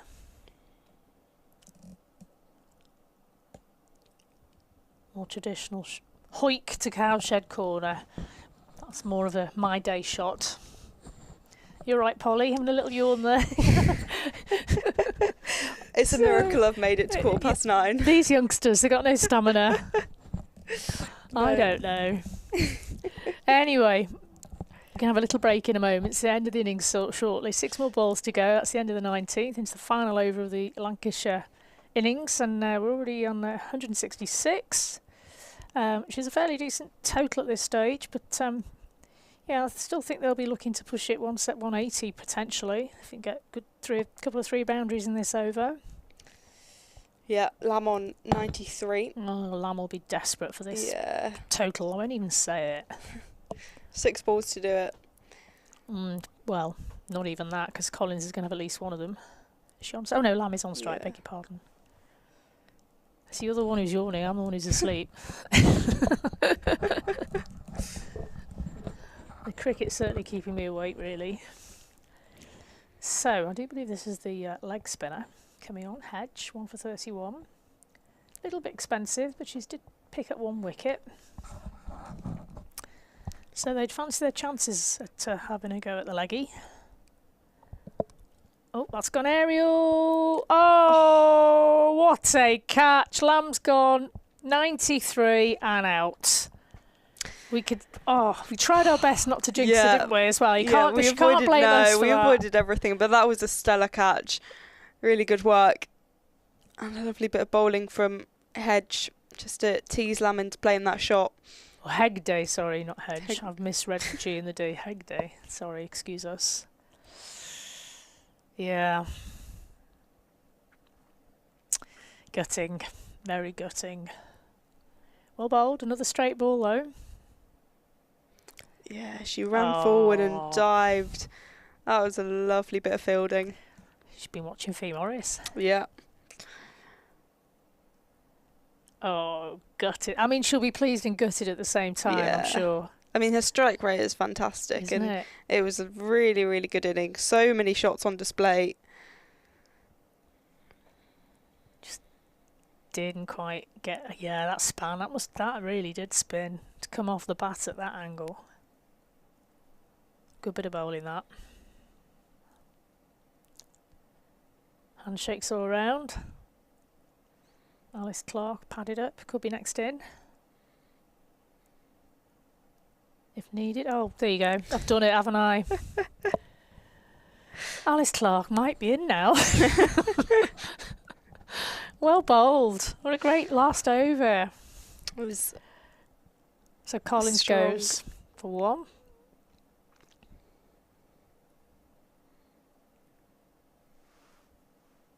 Don't even know who went in to replace Lam. Did you see who it was? I didn't. I might see them walking off. Oh, look, Alice Clark's in. Believe that. Oh, no. In fact, it wasn't Collins. I Who's think that might out? be Grace Johnson. Oh, no. The youngster. Yeah. Ah, yes, Danny you're Collins right. was at the non-strikers end. So, okay, Johnson's out. Collins is back in, so it'll be Collins with Clark. All right, it's okay. So Clark can give it a thwack, as we've seen already. Look at those figures. From 1 to Wow. 31, 3 for 31. Is this a hat-trick ball? Must Yep. be. Yeah, it is. Get in, fielders, come on. She wants them in, though. She's guiding them in, isn't she? Right, Alice Clark. Do what everybody does. Block. No. Yes, it is Alice Clark. I thought for a minute I'd made another boo-boo.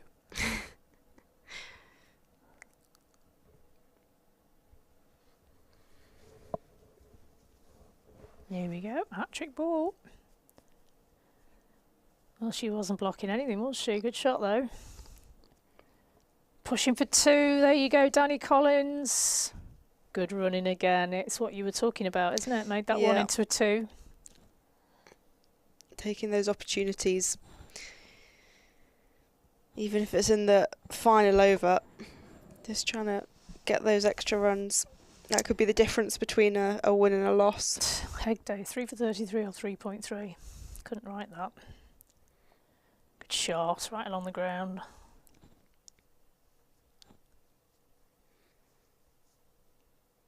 One run off it. 169, so they're not going to get their 180. But they could get in the 170s.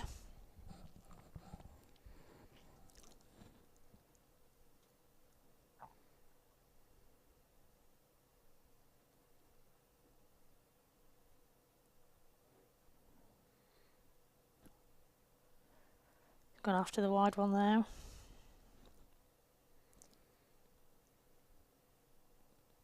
On 70 up. Brings Clark on strike. Last ball of the over of the game. Of her innings, I should say, not the game.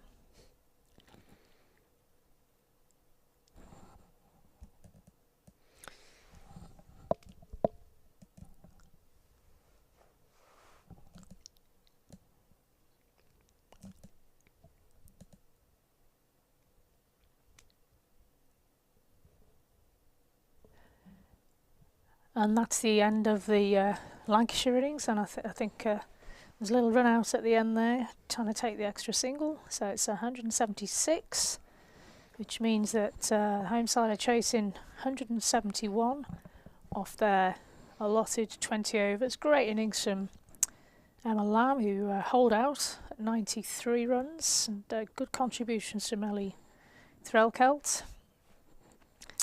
But it sounds a solid total, 170.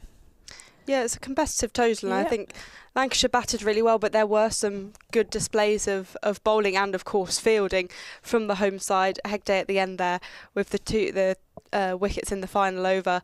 But then, of course, look at that batting with Emma Lamb, 93 from 52, but also Ellie Threlkeld, 34 from 19. That partnership was crucial. Lister putting on 22 runs. So, yeah, we can see the partnership between Lamb and Threlkeld. 68 runs there between the pair was really, really positive. And in terms of the bowling, as I mentioned, those 3 wickets at the end from Hegday really made the difference there in kind of quelling Emma Lamb and causing a bit of disruption at the end. So we're going to see some highlights from the match, and then we will be back after the innings break with the second innings, where the home side will be chasing 172. Attention,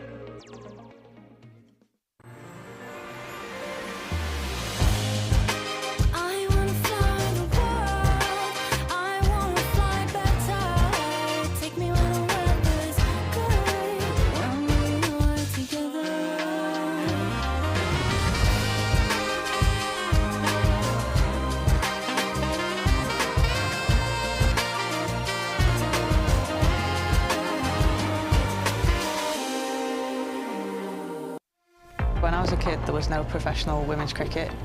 I didn't even think that women could be professional sports people. Especially early on, it just didn't really seem like there was a career in it. To support myself around cricket, I had to work at the petrol garage. I was the only girl, so I stood out. I'd love for young girls to be able to dream about being an athlete and it to be achievable. Thanks to the Hilton funding my contract, it's allowed me to play the game that I love all day, every day. We're like an engine and we need to be fuelled with the right gas. Without funding, we can't be visible. You can't be what you can't see. As a team, it feels like we're breaking boundaries. Thunder and Lancashire always want to put women's cricket at the forefront, and now I think that's really shining through. It's mad to think that without the Hilton funding, like, we wouldn't be playing cricket every day, training. Well, we could be, but we wouldn't have any money. We wouldn't, yeah, true.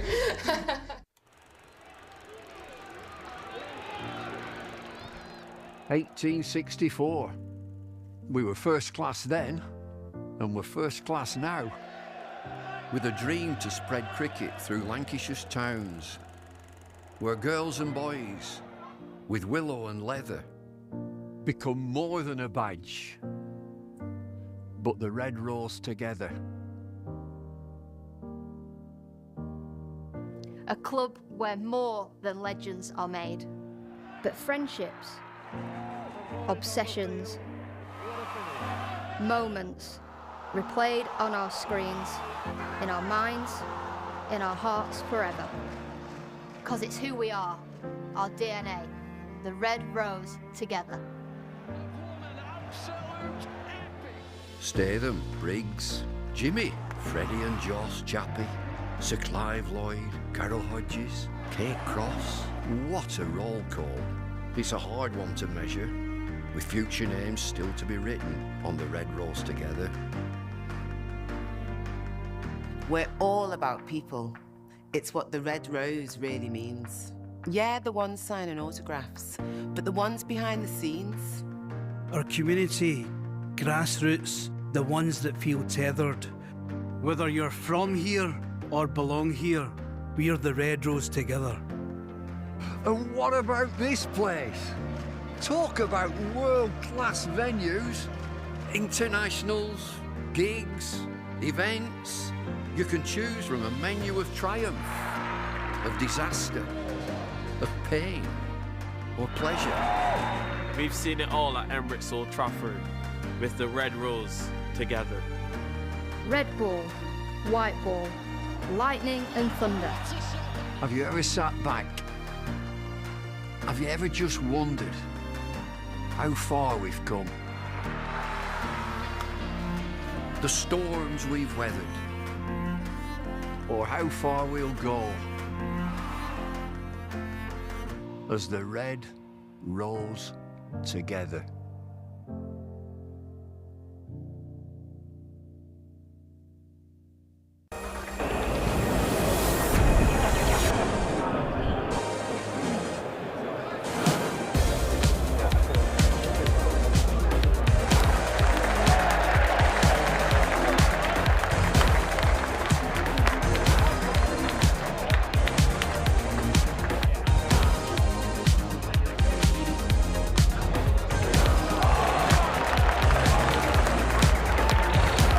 Welcome to the opening day.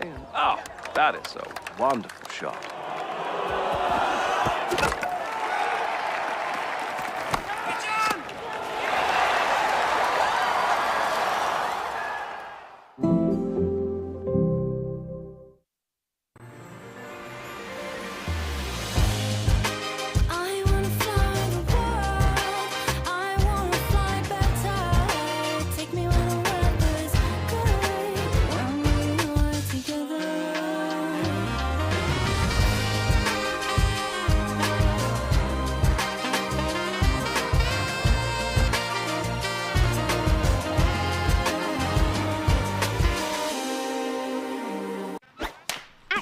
All the fun and all the games, they all start here with All Stars Cricket. All new experiences for everyone. All over the country. Every session is all-out action all the time. Fully welcome, all invited.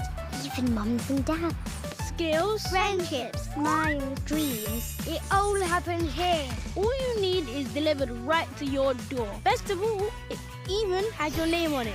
All the activators are fully trained, and all they want is for us to have a great time. Always. Tap, ball, catch, throw. Try it all. It's time to go all in, all together. And it all starts with All Stars. All you need to get started is at allstarscricket.co.uk. When I was a kid, there was no professional women's cricket. I didn't even think that women could be professional sports people. Especially early on, it just didn't really seem like there was a career in it. To support myself around cricket, I had to work at the petrol garage. I was the only girl, so I stood out. I'd love for young girls to be able to dream about being an athlete and it to be achievable. Thanks to the Hilton funding my contract, it's allowed me to play the game that I love all day, every day. We're like an engine and we need to be fuelled with the right gas. Without funding, we can't be visible. You can't be what you can't see. As a team, it feels like we're breaking boundaries. Thunder and Lancashire always want to put women's cricket at the forefront, and now I think that's really shining through. It's mad to think that without the Hilton funding, like, we wouldn't be playing cricket every day, training. Well, we could be, but we wouldn't have any money. We wouldn't, yeah, true.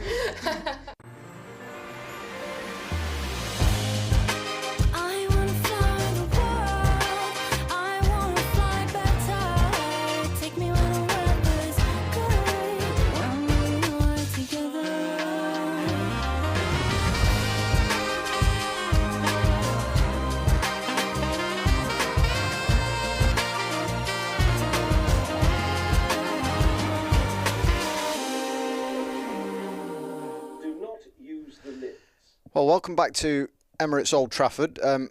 Just before we get underway, we just thought we'd just alert you to the fact that we're going through a bit of a fire alarm drill at the moment. So if you can, there you go, right on cue. You'll be able to hear that in the background. But yeah, we're midway through our second T20 game of the day from Karnataka, from Bengaluru, should I say, against the Lancashire versus the Karnataka State Cricket Association 11, and the hosts will be chasing 172 when we return to action in the next five minutes or so, maybe 10. I'm not 100% sure, but yeah, we shall get back underway fairly sharpish, as Alison will rejoin me in a second or two once she sorts her headphones out.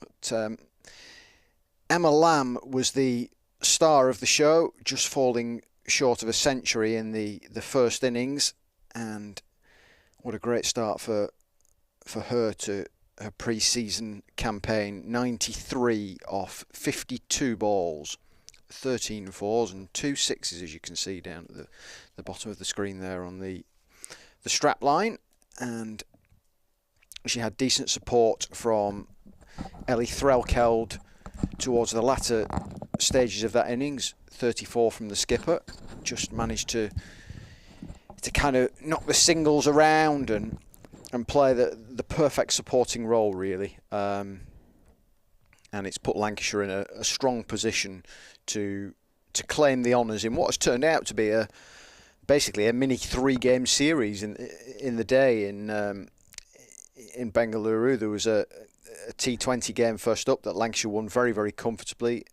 A hastily arranged T10 game because of the comfortable margin of that T20 victory, and then this is the decider because the KSCA won that T10 game. Now we say midway through this T20 game, the final game of the day. It's been a decent day's cricket. Yeah, some positive signs for Lancashire moving forward. Fielding's been tip-top. That's been special for me.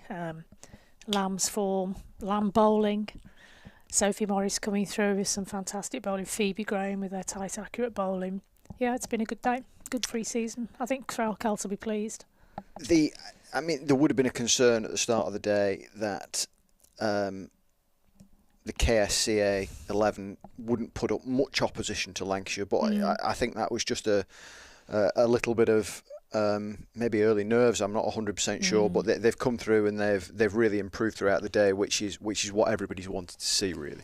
Yeah, and it was quite an early start, wasn't it? Really, 9 o'clock in the morning to start a cricket match. It's pretty much unheard of here, but I suppose over there, because of the weather conditions and the heat of the day, they're perhaps a little bit more accustomed to it. I don't know, but they seem to wake up a lot and learn by their mistakes in the T20, which is great for Lancashire. It's what they want. They want some competition. That's the whole point of going all that way, apart from some warm weather training, is to get some good matches under their belt and as I say, providing a bit more opposition.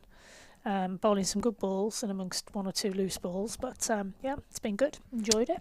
I spoke to Polly earlier on and asked her the same question about Lancashire's hopes and aspirations for the new season. I'll ask you the same question. Where do you see Lancashire come the end of September? I think we're in a positive position, really, due to the fact that we haven't had as many changes as some other counties have had. The setup is the similar setup to how it was last season, the season before. The girls are familiar with the setup, the coaching team, etc., etc. But they've also added to that with some really good signings. So I think they're in, as you can tell by the squad they've got on view today, that's without the England internationals. They've got strength in depth now, which perhaps they haven't always had. So in case of injury or poor form, then the coaches have got options. And of course, the more pressure there is on you to keep your place, competition breeds better performances in any sporting team. So I think they're in a good position. I would be disappointed if they weren't battling it out on all 3 fronts, to be honest. I'm not going to say, they're definitely going to win a trophy, but because that's, sport, you never can tell. But I think they should be there or thereabouts in all 3. Really do. Yeah, I think we're fairly hopeful that the England players will play right across the board. I'm not just highlighting Lancashire here. Right across the board in the county structure. I think that's what's needed for its strength. So hopefully that plays out in the early stages of the season. Yes, there's an England A tour, but quite a lot of the senior players have been inactive since the women's Ashes. Obviously, those who've been to the WPL are a little bit different, but there's still plenty of time for rest and recuperation ahead of the start of the new season. Darcy Carter will get the defence of 172 underway, and it starts with a boundary for the hosts. It was a confident sweep. Yeah, it certainly was. KSCA, should I say, are 4 for none after 1 ball. Ideal start for them.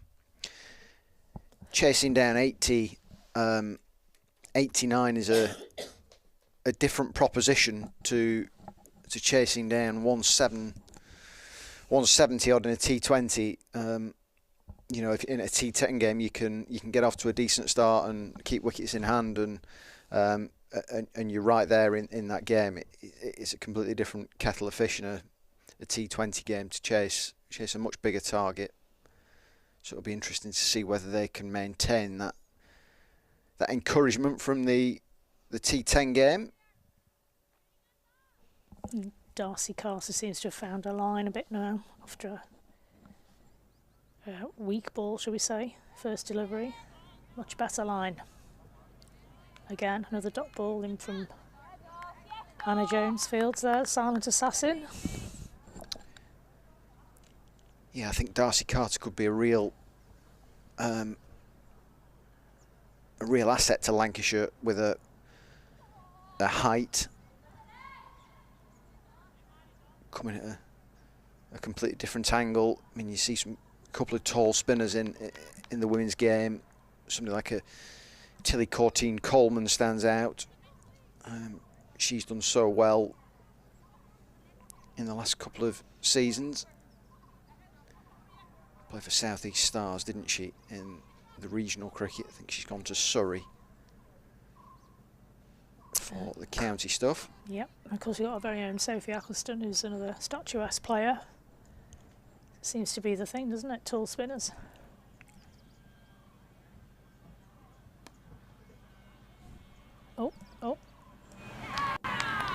that's a wicket.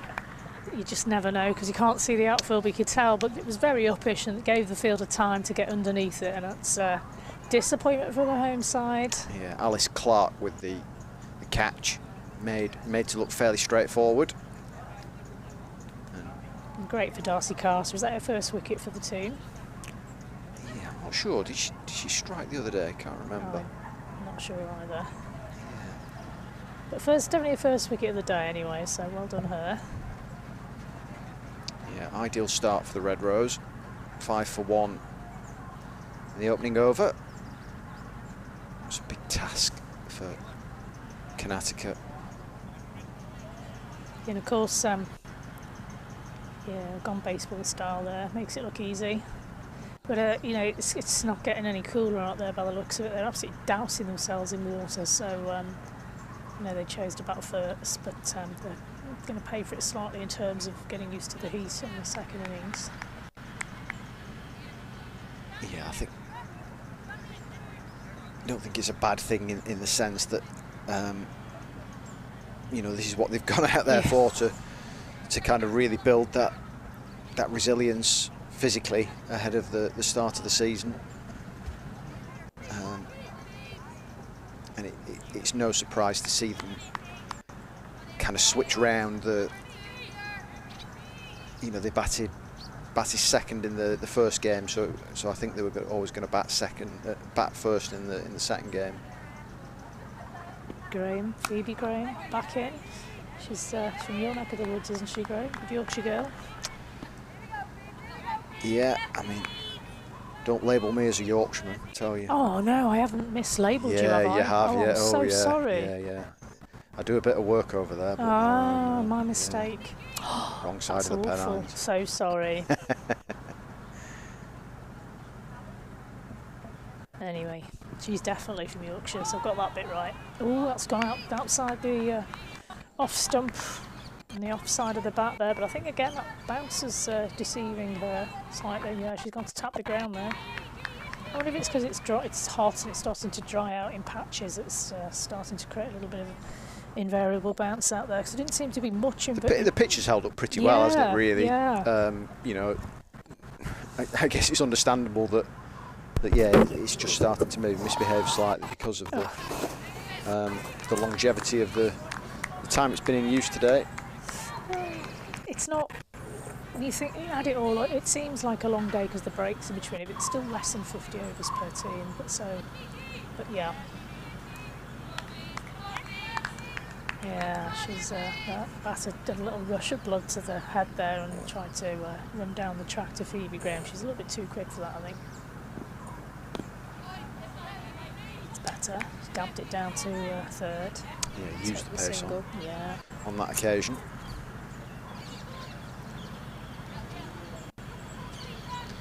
No, but I mean, you know, you talk about Yorkshire, it'd be fascinating to see how they go in Tier 2. With 12 contracted pros, they look to be in a really good place for a decent season. They come up to Tier 1 in 2026, so we have to wait a little bit of time for the first competitive Roses match, fully fledged Roses match in women's county cricket, or the new era, should we say. There's been plenty of those in the past, but in the professional era. Shot off her pads there. Round to the square leg boundary, all along the velvet green carpet that we've got out there, so it's a great little shot that, full of confidence. I think there will be a few Roses friendlies this summer, and I use the term friendlies. Yeah, just hesitate with that, because there's never a friendly in a Roses game. I've played in a few, and back in my day, Yorkshire were head and shoulders much better than us, so they were never pretty. From our perspective, shall we say. Yeah, they were very strong back in the day, Yorkshire.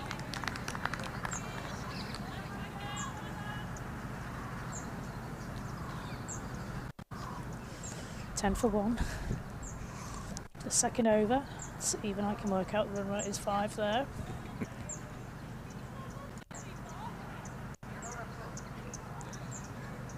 That rate required has already climbed, doesn't it? Yeah. Doesn't take many below par overs in T20 for the run rate to look No, it doesn't. remarkably No. different, does it? And that pressure will really increase.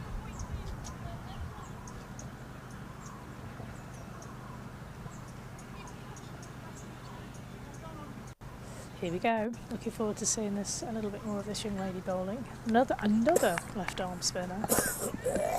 That's a triumvirate we've got now with Sophie Morris, Hannah Jones, and of course Sophie Eccleston. Who would you pick if you could only pick two of them out of those three? That would be a difficult choice, wouldn't it?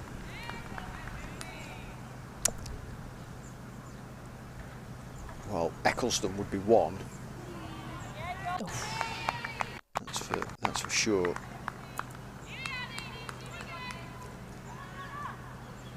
And then I think I'm going to sit on the fence here because it's hard, isn't it? Yeah, I think you rotate to keep them happy. At the moment,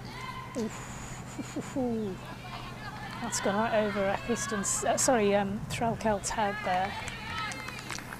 As things stand, to nail your colours to the mast, you'd have to say Hannah Jones at the moment.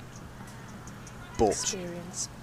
But that, you know, we've seen enough of Sophie Morris over the last few days to know that she's got one heck of a future. Oh yeah, definitely.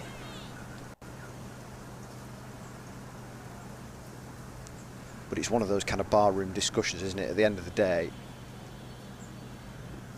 Jones and Morris are going to get plenty of exposure between them because Sophie Eccleston just isn't going to be available for a full summer, just naturally because of her England commitment. So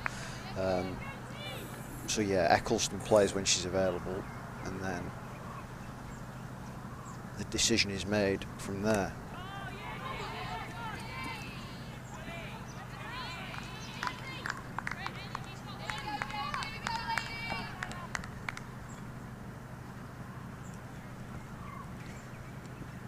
So talking about the variety of bowlers on offer to Lancashire this season, as Jones comes in to bowl, a bit fuller, defensive shot, good over from Jones, she only gave one away, I believe.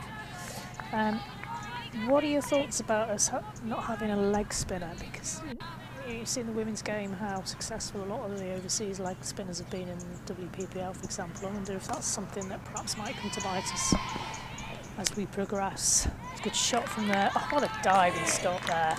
Yeah, I don't know. You know, oh, that's it. That's the Scottish accurate throw, isn't Darcy it? Yeah. Carter. Really taking Jones's eyes out with the bails. Look, as much variety as you can have in your attack is ideal, clearly. But yes, they've got a host of quality spinners, real. You know, a real kind of battery of them. So yeah, I think they'll be, you know, they'll be satisfied with what they've got in that sense.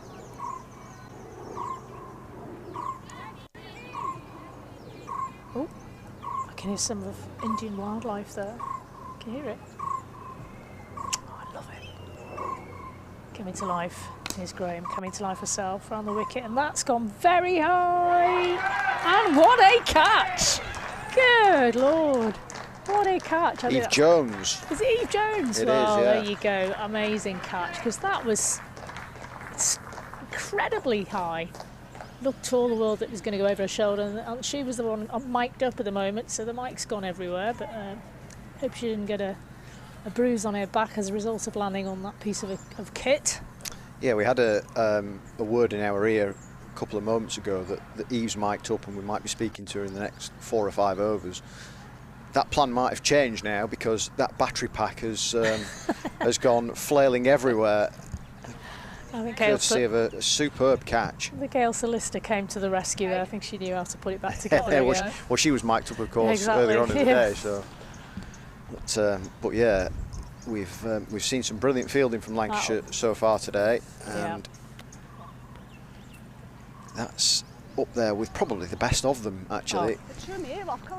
That and Fee Morris is diving forward, but that was a special one because you just can't. It's so difficult to judge when they're going over your shoulder like that. Great catch. So that puts the home team in a bit bit of bother, really. Not too sure how the middle and lower order will perform here. They heavily relied upon the top order pair in the T20.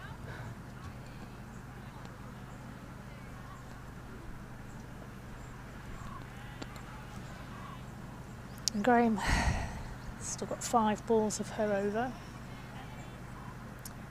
Should be itching to have a go at the new bat. Well, we've got Eve Jones mic'd up, and we are able to speak to her any time from now, so we'll just let Phoebe Graham bowl this ball, and then we'll have a chat with Eve about that catch. Oh, yes, babes. Played to point for a no run. Eve, Graham Hardcastle back in the studio at Emirates Old Trafford. Have you? Can you hear me? I can hear you. Yeah, got you. That was a fabulous catch. You must have been delighted with that. The battery pack seemed to go everywhere, so we're a little bit concerned we might not be able to catch you. But yeah, that was a super effort.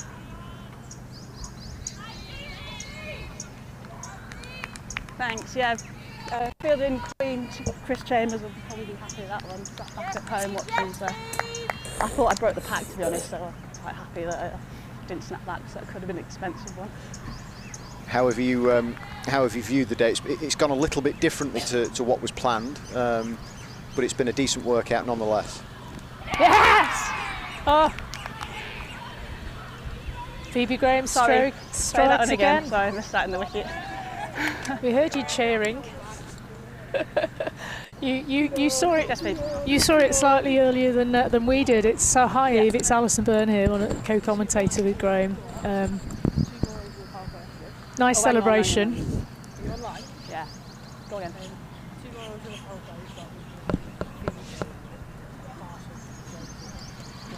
Anyway, we seem to have lost Eve for the moment, but Phoebe Graham, look at this for an over Graham and Graham.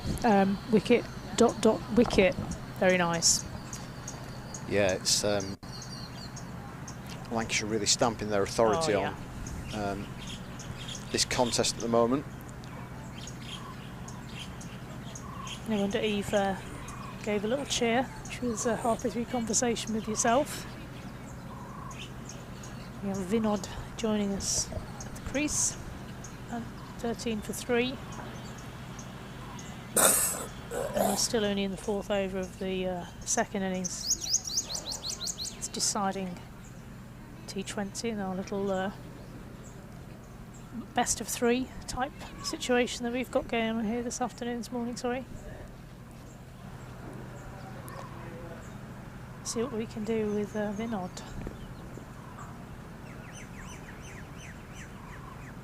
Here comes Graham. Oh, yes, Phoebe! Ooh, dot ball, nice. Outstanding, mate. Yes, Phoebe! We'll give Eve another go, see if we can catch her. Eve, what have you made of the last two game days? The first in Dubai and now in India. I'm presuming as a squad you're pretty happy with the way that things have gone.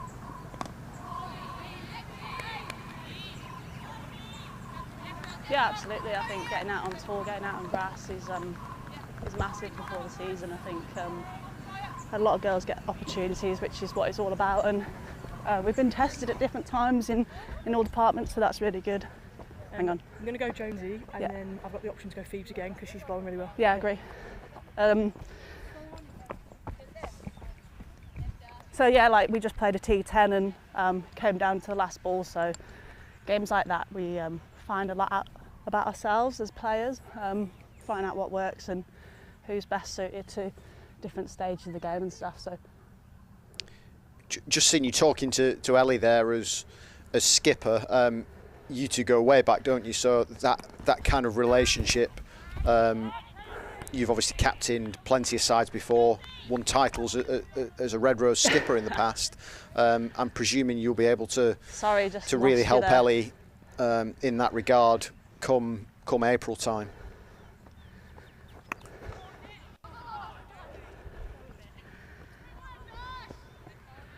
Sorry, I lost you then. Just talking about it, say you just saw Nice, Jonah. a picture of you, some vision of you kind of talking to Ellie and helping her out with a few tactics here and there. I'm presuming that is something that will be helpful to everybody going through into the start of the new season. As much experience as you can have around the squad is fantastic.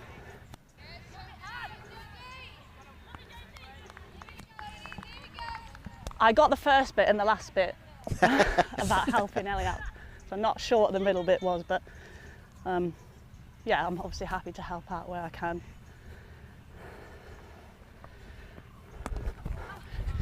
Oh, brilliant, Jono! Mate. We'll try again. How much are you looking forward to playing a part with passing on your experience in terms of the captaincy? That's something you'll be able to help Ellie with.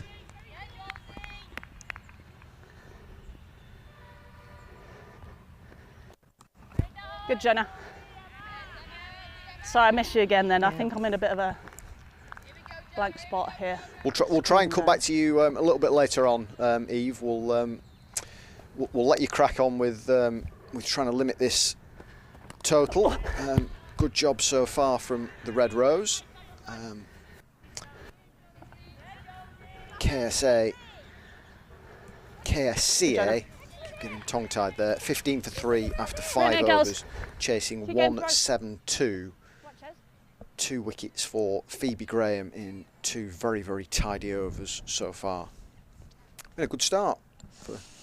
Couldn't ask for much better than this, really, could you? Apart from the patchy pat being flattened. But it was that catch that did it, you know. I wouldn't be surprised if it wasn't damaged in some way. She did land quite heavily and rolled over onto it, so we'll see. But yeah, it is good to see that, you know, as a captain, I used to value the advice and opinions of my senior players around me as well. In particular, there was a young lady called Ali Cutler who was just tactically so on it.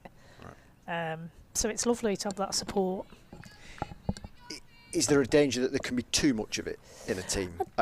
Do you want, as a captain, do you want as many voices as possible? I think it depends on the personality. As you say, these players go way back, and Eve Jones isn't the type of person. I get the impression that she's very much the advice is there if you want it type person, not imposing her views. And I also think Ellie's a strong captain.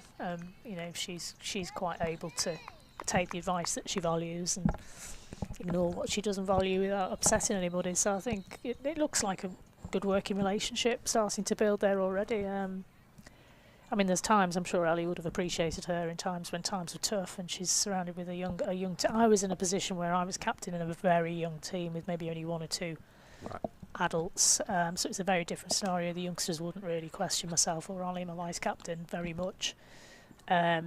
You know, occasionally one of them would say something, I go, yeah, great point, you know, and take up on their point. You know, advice is advice, even if it's from a younger, less experienced player. If you're a good captain, you'll listen to it.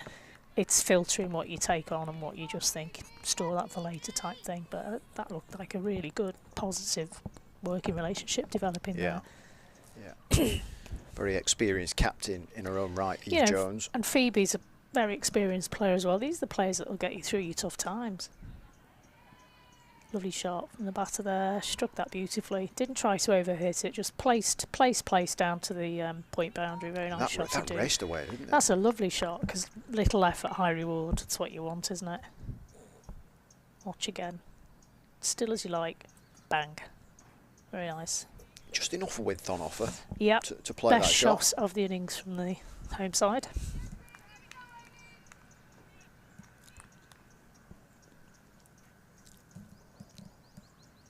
See what Phoebe's got in return. Bit fuller, there you go. That's experience for you.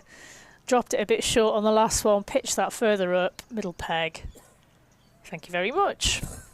Good job, Phoebe. And the day is finishing as it started. Lancashire dominant with the ball. Earlier on, we saw them bowl Karnataka out for 45 in the first T20 in the early hours of this morning, and defending a 172 target. They have them 21 for 4 in this second T20 game. Phoebe Graham to the 4, 3 for 11. She really honed in on those stumps, and will be confident now that she can kind of help Lancashire to win a first domestic title after a couple of near misses with the Northern Diamonds for herself. She obviously the Red Rose were oh so nearly girls in the Charlotte Edwards Cup in 2023, but we've spoken about the confidence there is for trophies in 2025, and hopefully Phoebe Graham can be right at the forefront of that. It's almost like Graham set her up there with one that was deliberately a little bit short. Get her on the back foot. Fuller. Bye. I wouldn't be surprised. Oof, that moved through the air, didn't it? Bold. Yeah, not far off a 4th wicket. Not a ball you'd like to receive on your first ball, but equally, why were you trying to play that shot? That was a little nervous from the incoming batter there. Still got 14 overs left of this innings, of course, so there's no point throwing your wicket away at this stage.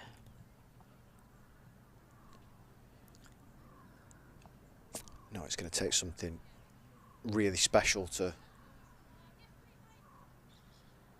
win this game from here.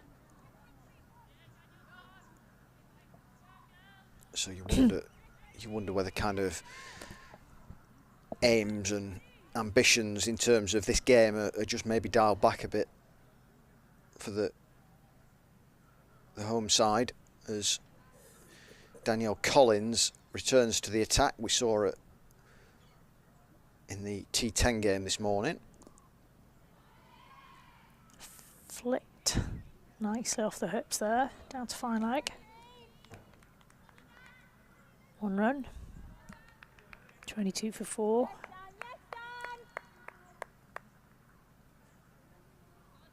Yes, she deserved another over or two, I think, after that valiant attempt in the T20. Yeah, she nearly pulled that game out of the fire, didn't she, in that final over, and ended up with, I think it was figures of 0 for 12 from 1 over. She bowled better than that. And she did, yeah, absolutely. I didn't think by any stretch of the imagination she deserved that kind of punishment in a sense. And this is the first time I've seen a bowl, and having seen a bowl, I'm surprised that she's not bowled more, actually. She's got a really smooth action, nice run up to the crease, stump to stump. It's crazy when you think of the 3 bowlers who've got coming in there, isn't it? Kate Cross, Sophie Eccleston, Mahika Gore. Yeah, absolutely. But at some stages, you just, in games, you always need that option of just something different, just a kind of partnership breaker, or somebody who can just bridge the gap between seam and spin and things like that. So yeah. Just like that. That was close. Yeah, she's that annoying pace, isn't she? That you have to create your own pace. She's a bit of a temptress. You think, oh, I'll get after. But somebody like that who bowls nice and accurate, doesn't give too much away width-wise. Can be quite irritating as a batter.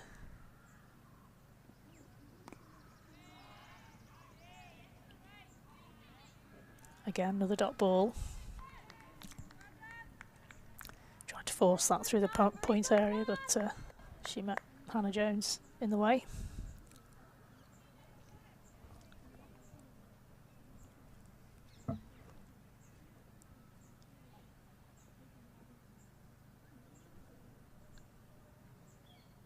Collins in again. Oh, nicely bowled. Yorker length. Dot ball again. Yeah, another tidy over from Danielle Collins.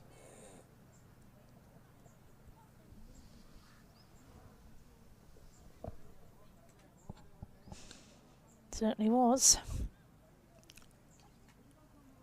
Taking 1-0 into rest. Scores moved on to 22 for 4. The end of the 7th over. The run rate is well behind at this stage. It's going to take, as you said, Graham, it's going to take something super special to pull this one out of the bag. And not that many wickets in hand. So it'll be interesting to see how the home side play this. If it was me, I'd be saying to them, as a captain, I'd be saying to them, just stay in, use it as batting practice, don't give your wicket away unnecessarily, just see what would happen in the last 6 or 7 overs.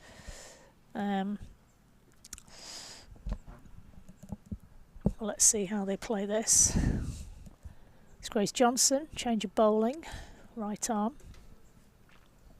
Academy graduate, Lancashire through and through. It's a nice start. It's well played from the batter. She's forced that through the middle, the cover area. To Alice Clark for 1 run. Takes her on to 10 or 14 deliveries, and we're joined by Polly. Hello, Polly. Hello. Lancashire are doing well. Certainly are. Had a bit of drama. You noticed something? They have a really good patch when you're not here. I've just noticed that again. It's funny that.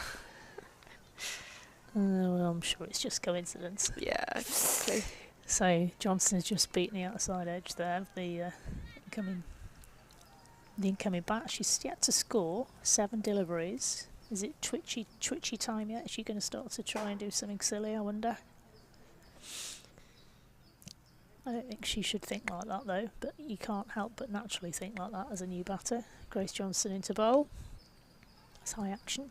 Dabs it down, they're going for a quick single. Would have been tight. Darcy Carter, disappointed with herself. Surprised she went overarm. I would have stayed down and done underarm there from that distance. Yeah, she wasn't too far away. No. Could have got that one. I've enjoyed watching Grace Johnson on this tour so far. Yeah. She's an exciting player. I mean, I think what fascinates me is her leadership ability. Obviously, she's very young in this side, but she's led Lancashire under 18s and she's been part of the Lancashire team when they operated as a county before becoming a professional county. So she's one that I think her and Libby Heap are 2 players that have kind of come up from the academy and have put in some good performances in the senior side. So an exciting prospect. Well, she just got hoiked. There's no other way of describing that shot. It's like a baseball hoik. Almost over her head there. Don't suppose she'd be too impressed with us with the opposition for that one. Let's see what she's got in her locker. She's got a stuttering run up. Nice high left arm. Very good. Very good. Right in the block hole, so to speak. Dot ball. 28 for 4. You're keeping that run rate quite low.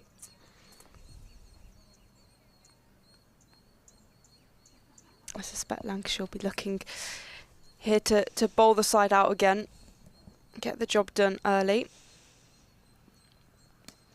Johnson in again. It's been slapped to the point area. Plays that shot very well. That's a really good stop as well, isn't it? I think that's Alice Clark out there in the field. The agility of youth. 2 runs though. Yeah. Good stuff. That's us again. Hello, everybody. 30 for 4 after 8 overs. 12 overs remaining. The target 172, which feels far out of reach for the home side. But Lancashire, as I said, will be targeting bowling the KSCA out as they did in the first game. Probably won't be as emphatic as that win where they bowled them out for 45, but still could be another good pre-season win. The women will play some 50 over matches later in the week as well before returning back to Emirates Old Trafford to continue training and prepare for a very, very exciting season ahead. Yeah, and hopefully we'll get to do a bit of commentary on them and share notes of the games we've done, Polly, because I don't think we've been rostered on together, which is a shame. But it's a real shame. Maybe once people tune into this, they'll be demanding for us to be on together. To listen to me ever again, probably. But They'll want you. Anyway, yeah, but it's great, isn't it? This is another thing about professional women's sport. It's giving opportunities not just to players, coaches, physios, journalists, commentators, everything. It's just involving women in every field of the game, isn't it? So it's great.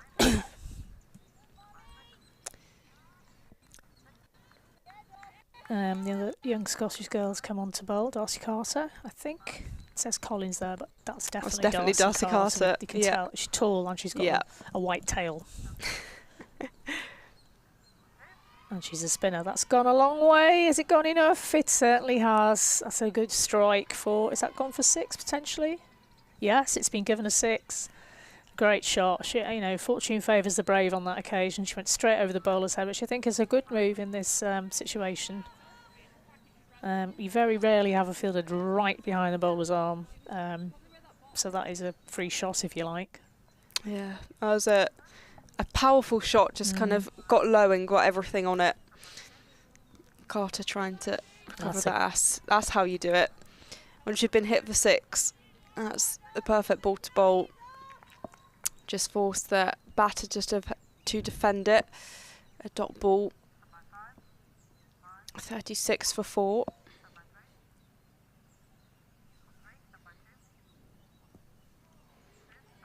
That's a classy little shot down to third.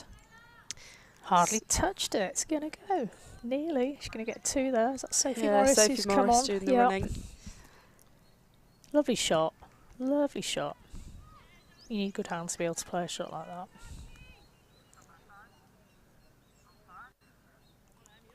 I've managed to up the run rate slightly. Miles from the required run rate. But it's positive batting nonetheless. Another good shot. Cover drive. She's showing an array of shots here. That's gone for 4. A lovely shot. Well, she started quite slowly. She was kind of eating up the deliveries, and now she's kind of pushed on and has played some really nice expansive shots. 12 so far off the over. Gonna need a few more of those. 42 for 4 with Carter's last ball of the over. Yeah, good response again.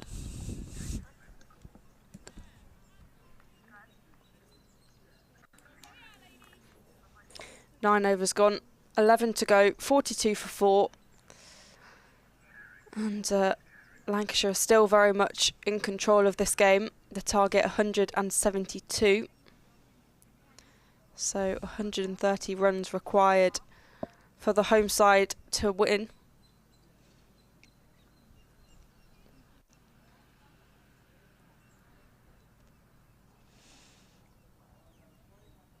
I don't think the Lancashire girls at this point will be too upset if they do manage to get a few more quick wickets. I think it's the temperature must be getting quite interesting over there. Yeah, I'm trying to think what time of day it is. Be early afternoon, maybe 2 o'clock. Yeah, I think it's 4 or 5 hour. Yeah, 2 or 3 o'clock. So pretty warm out there. But it seems there's a little bit of a breeze with some of the trees moving in the background. And was it frogs I could hear earlier? I think there was some sort of bird. Oh, okay. Yeah. Unless it was my tummy. But I think it was birds. Alice Clark again brought us into action in the field. 42, score moves on to.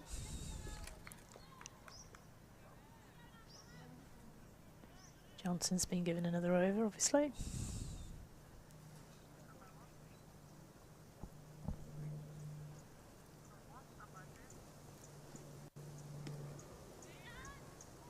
Good line. Picks up the fielder, no run.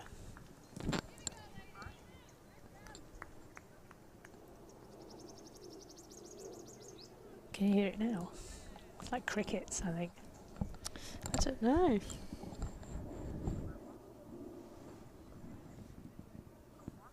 Well, that would be appropriate if it was crickets, wouldn't it? Johnson into bowl. Wraps the pads, but it's clearly going down leg. Run rate's creeping up again. It's over 12.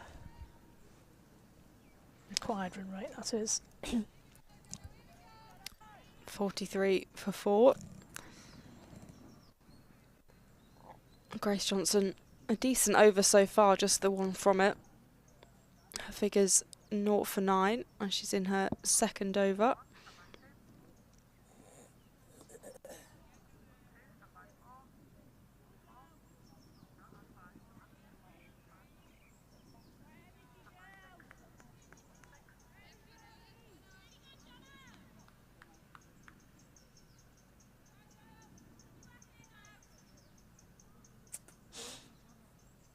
.44 for 4, a bit of symmetry. 2 balls left of the over. Here at Allure Stadium in Bangalore. Nice shot off the pads.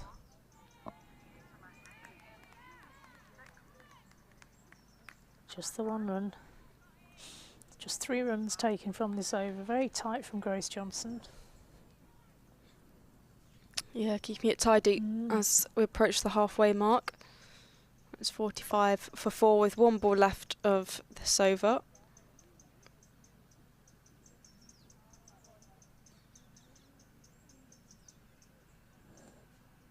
Change the grip slightly, I think, on the ball. Try something different, maybe. Dab down off the pads, into the space, another single. Yeah, the field's sort of 3/4 of the way back on the leg side there, so they're sort of protecting the 2s really and the 4s rather than the 1s, which is sensible at this stage. So, you know, they know the opposition can't win it in singles, so hedging the bets. Yeah, we've reached the halfway mark, 46 for 4, and it looks like Danny Collins will bowl again. It's been a really interesting decision to see Danny Collins bowl, because I'm not entirely sure, but I'm pretty sure she didn't bowl at all last year in regional cricket. So it's an interesting decision. I wonder whether that's something she's worked on over the winter, just trying to develop as an all-rounder, because I guess that's another element that could get her into the team, and another thing to kind of boost her profile. So it's an interesting decision, and she has bowled pretty well hit, particularly her first over in this game, but also in the T10 game. Yeah, I mean, Graham and I spoke about this earlier, about it being another variety of bowler. Yeah. As if we haven't got enough variety in that department, but yeah, because she's sort of in between. She's not as fast as Phoebe, you know, different angle of attack, not as tall, different type of player altogether. She's certainly not as tall as Mahika Gore, for example. She's not a Kate Cross. I mean, she's different. She's got there's something about her action that is slightly different, and she's at that annoying speed where you feel like you should be able to get after her, but actually you can't really. Yeah. I think it's also good from kind of a tactics perspective, because a lot of players won't have necessarily faced her bowling before, so it's almost like experiencing a new player for the first time and having to figure them out. So particularly in the early parts of the season, that could be quite beneficial. That's a decent ball, isn't it? And she certainly doesn't lack confidence to take that last over of the T10. Yeah. You know, in that situation, she had a lot of calmness under pressure.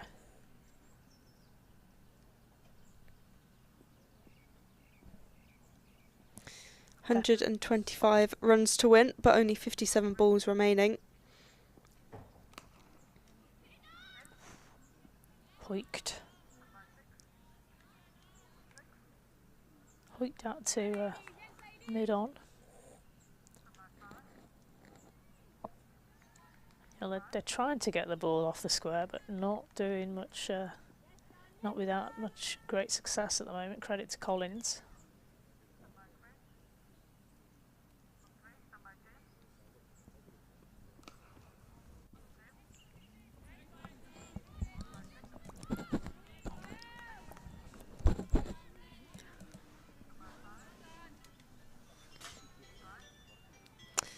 From a cricketing perspective, you'd want KSCA to push on a little bit, because it could be one of those where it just peters out a bit and they're hitting singles or defending, when actually even if they can't turn this into a competitive game of cricket, at least kind of have a bit of a whack of the ball and see what damage they can do. As Danny Collins continues.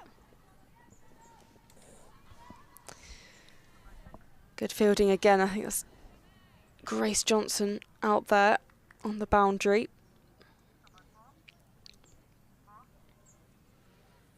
Ellie Threlkeld back keeping after Elsa Lister's spell behind the stumps in the T10. Thought she did a good job. She did a solid job. But it's when you see another decent keeper like Elsa Lister and you compare it to an excellent keeper, you can see the difference. And I'm not a wicket-keeping expert by any stretch of the imagination, but Lister did a fantastic job. I don't think she let the team down at all. I'm not saying that, but Threlkeld is a class above many, many keepers, isn't she? Yeah, she is absolutely brilliant. She's incredibly agile, and some of the catches she's taken in regional cricket that have been clipped up have just been remarkable. A few little tactical changes now. And Lamb's come on to bowl, I believe. Wouldn't you think they'd give her a rest? She has bowled a lot. You know something, it just shows you how confident she is in her body at the moment, and that's just joyful to see. I mean, I've had a bad back for years, but not to the extent that she's had a bad back, and certainly not at her young age. And for her to get 90 odd runs, bowl a load of overs, be out in the heat all day and just go, yes, Skip, give me the ball. Aerial could go anywhere. Caught. Safe hands of Darcy Carter, and that's the 5th wicket. Emma Lamb having pretty much an instant impact. Her second ball of the over gets a wicket. And as you say, it fills my heart. Honestly, it really does. It's so brilliant nice to see a player who's struggled with injury to really start to feel confident in her own body, and you know, that's great. Great catch. Carter's a decent fielder, isn't she? Yeah, very dynamic. And as you say, brilliant to see Lamb back bowling and doing it so well. There's a small drinks break as the new batter will come in for the home side.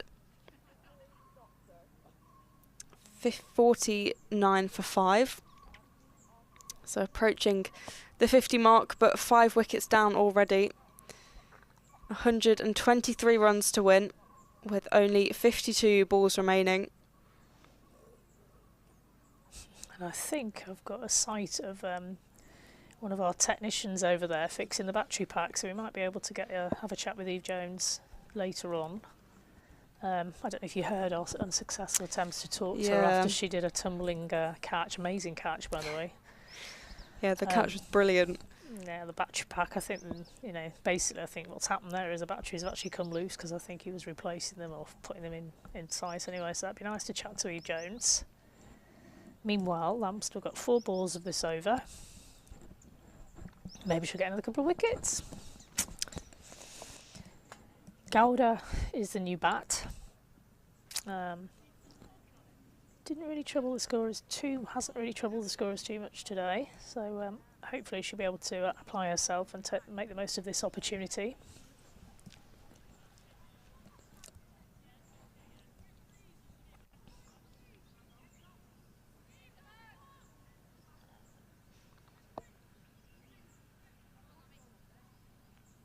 I think she should wear those glasses all season. They are absolutely all fantastic. Season, every match, even if it's a grey day in Derby or whatever, you know. It's now a superstitious thing. If you wear the cool glasses, you bowl well. Okay, she's got a left-hander to bowl out. How she feels about that, don't know. Oof, that's down leg though. That was close. That was a lovely bit of tight bowling. Just putting the batter under pressure.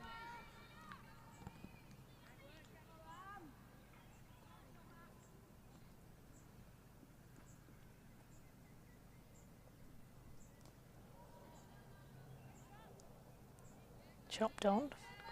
Dot ball. Look at her running back to her mark. She's like a teenager. Love it.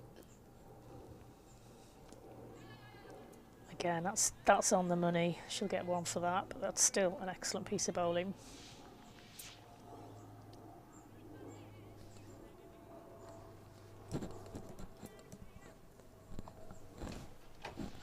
So, Lam's last ball of the over. So far, it's been 1 wicket, 1 run.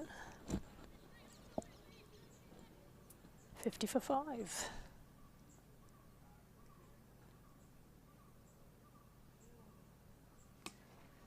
In over the wicket. Big slog, big slog. Oh, just over the fielder's head. It's gone for 4. She deserved it for her bravery. And on that note, I'll say farewell to you and leave you in Graham's capable hands. 54 for 5 after that boundary to finish Emma Lamb's over, which was otherwise excellent with the wicket with her second ball.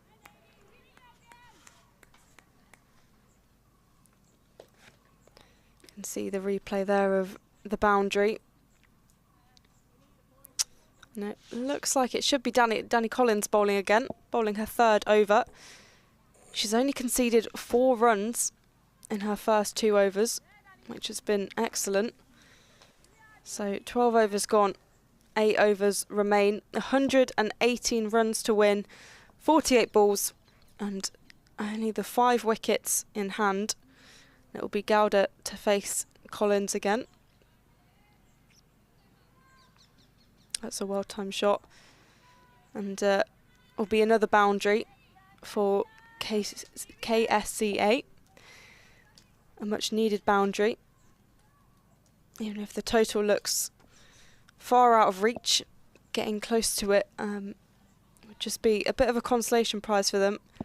They were fantastic in the T10, beating Lancashire and taking it down to the final ball, but were slightly thrashed in the first game, it would be fair to say, as Collins continues here.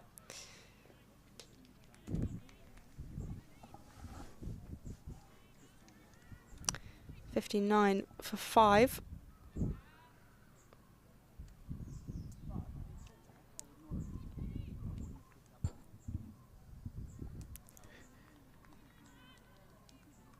Yeah, that T10 was a little bit, almost like a bit of an oasis in the midst of the storm, wasn't it, for the Karnataka side?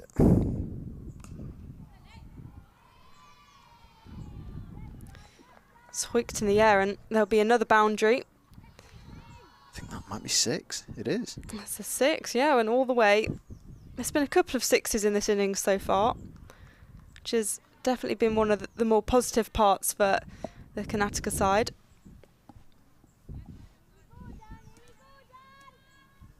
.65 for 5, 107 to win. Lavanya taking on Collins here.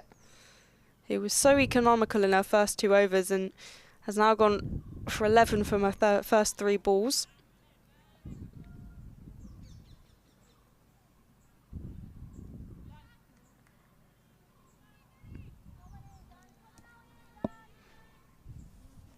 Still decent figures for Collins. Good day's work.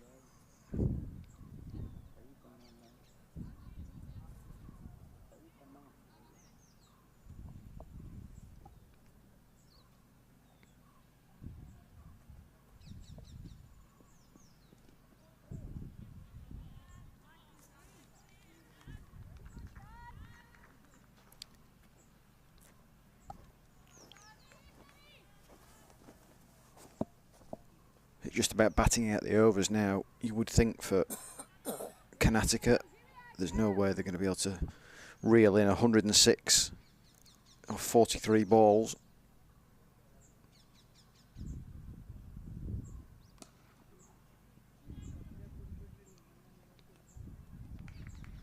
It's a full toss, but it'll be a wicket, as I think that's Elsa Lister who was under it, and Collins gets a wicket from a pretty awful delivery, but it's a wicket nonetheless. 66 for 6 from 13 overs. Certainly not the best delivery, as you say, that she's bowled, but deserved reward, I think, for her efforts over. Yeah, across the 3 overs, I think she deserved more than she's perhaps got. So even though it wasn't the best ball, I mean, a wicket's a wicket, so she'll take Absolutely.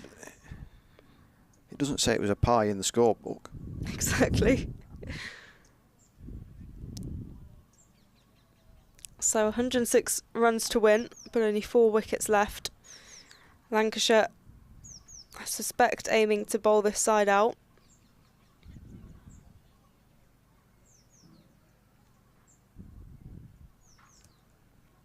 See one of the batters there, just shadow batting, preparing. Make me laugh now if her first shots are forward defensive, you know, nice and correct after. Yeah, after all of that.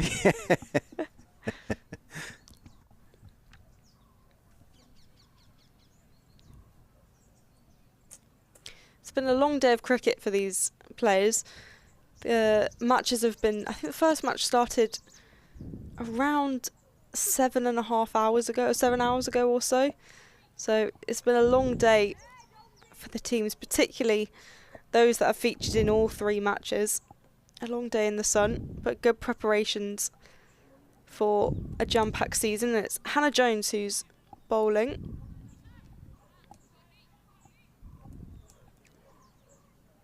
Yeah, there'll be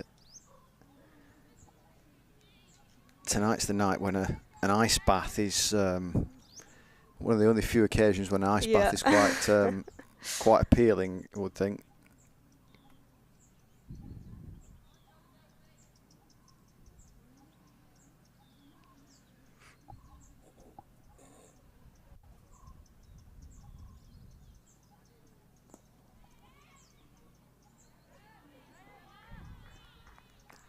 Good Feel stop it. there. Yeah, it was. You read my mind. And my lamp just inside the ring. Hannah Jones bowling well as usual.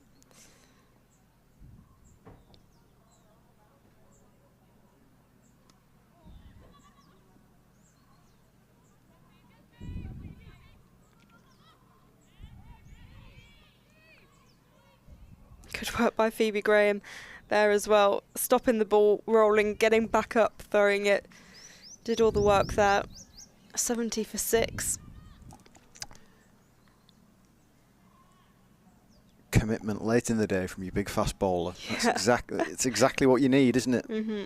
You know, all these little bits of bobs of things just add up to indicate a successful side.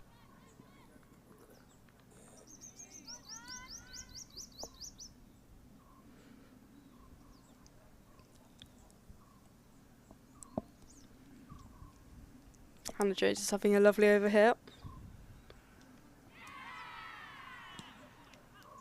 And it's gone. Her over gets better. A lovely bit of work between Hannah Jones and Ellie Threlkeld behind the stumps. And Lavanya goes for 34. And that's the Karnataka side. 7 wickets down, 70 runs scored. She went for the double play then, didn't she, Ellie Threlkeld? Catch, was it caught? Yeah, stumps. Lovely bit of work. Must have been caught because the standing umpire gave it. Yeah, confirmation that it was caught.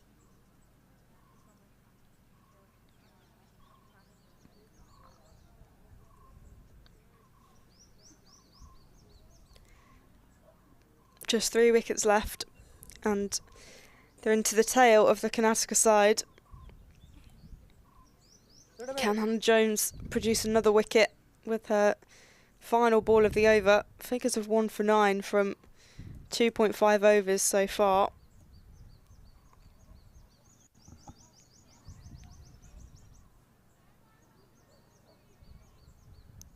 And it's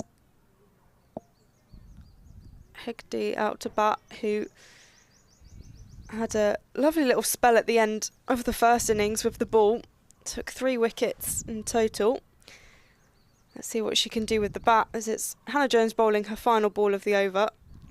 And that's dispatched a little bit, but there's a fielder out on the boundary, Alice Clark, to do the work, and only 1 is taken. So 71 for 7 after 14 overs. 101 to win from the final 36 balls, which is looking unrealistic, but they can try and make a dent in that total at least. Yeah, what if you were in the Karnataka side, if you were their captain, what would you be looking at from here? I think trying to bat out the remaining overs. I think that's kind of the important thing here, but also not doing that and just defending all of the balls. So trying to get a balance of, you know, playing some expansive shots, but not doing anything too risky. Yeah, I think these 36 balls remaining, try and remain in the game for all of them. Obviously 101 is slightly unrealistic, but even if you could get, I mean, 50 of those would be great, but even 40 of those, and just trying to get closer to that total, and kind of leave with your head held high and not be bowled out or anything like that, would be progress for the side.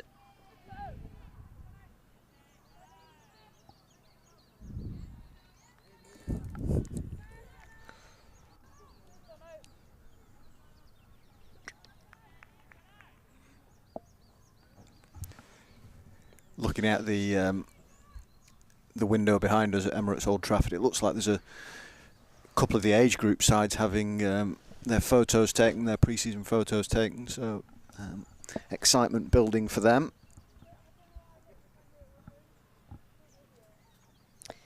Grace Johnson is bowling again at 3rd over. She's done well so far. 0 for 13.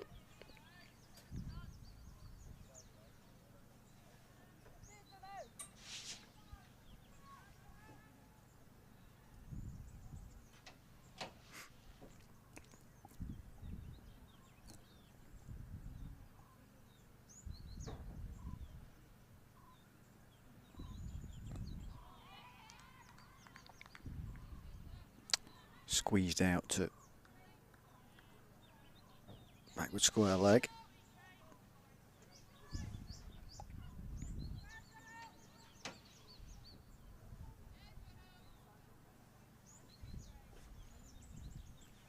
.73 for 7, 99 to win, but 33 balls remaining. Grace Johnson continuing with a really good over here.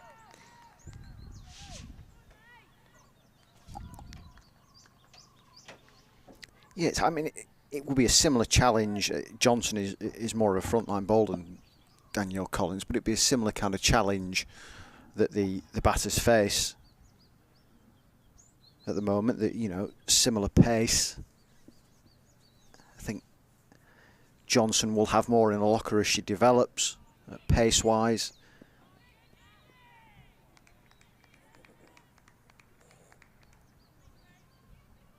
Yeah, I think once she develops, get some more variations in there as well, that will really help her game. But in terms of bowling that consistent line and length, that's something I've noticed she's been pretty decent at, and her figures are also very good, not just in this game.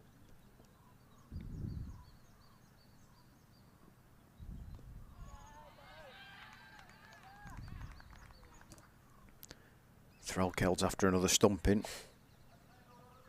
Suspect more in hope than expectation.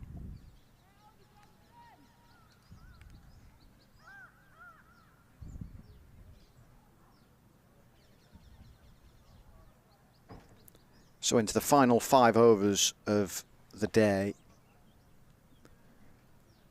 It's been an action-packed day. 3 games.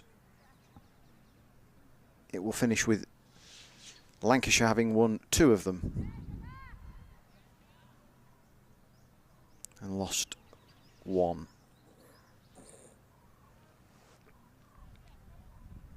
I do think that T20 was probably my favourite game of the day. I think the ending of that, the excitement and yeah, I mean, for Connecticut to get the win, that's very exciting for them. But I think for Lancashire to be really tested and kind of put under that pressure was really good. And that's where they probably learned the most on the pre-season tour.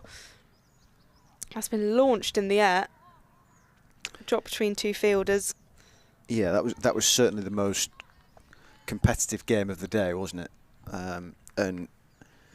And from the little bit we heard from Eve Jones on mic, I think she highlighted that game, you know, as useful as any other, really, despite the 2 wins coming either side of that T10 game. I have to say, Emma innings, her 93 in the first innings of this game is also a highlight. That was absolutely brilliant. And just see her bowling again is also fantastic. Yeah, she's been a real talismanic figure for Lancashire.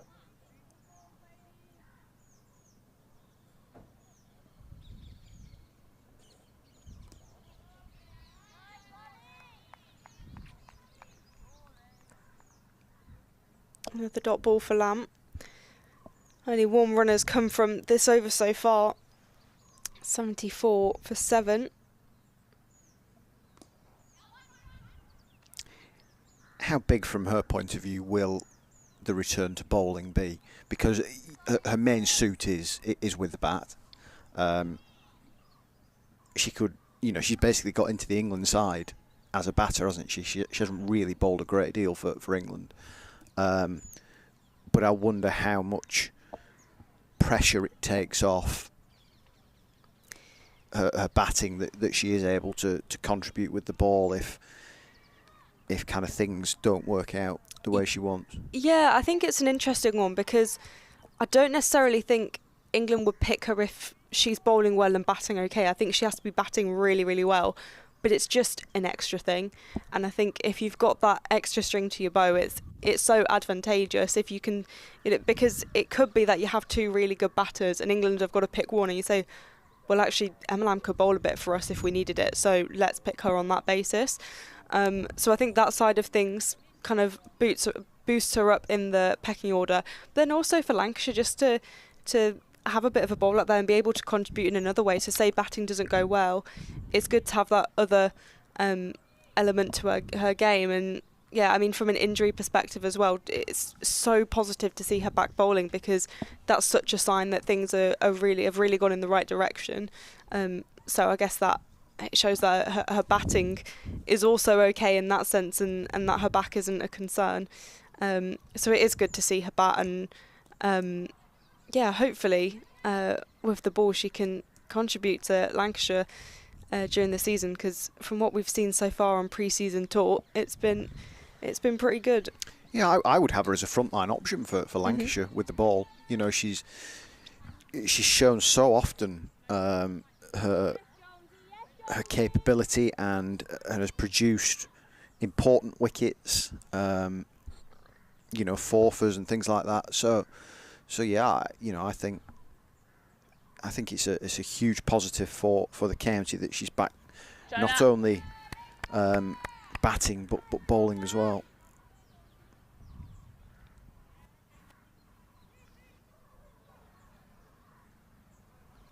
China.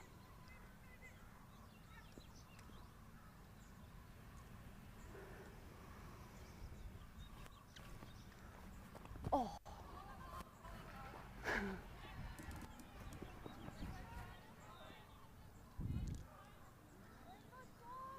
We've got Eve Jones hopefully back on the mic, so we'll go to her in a second.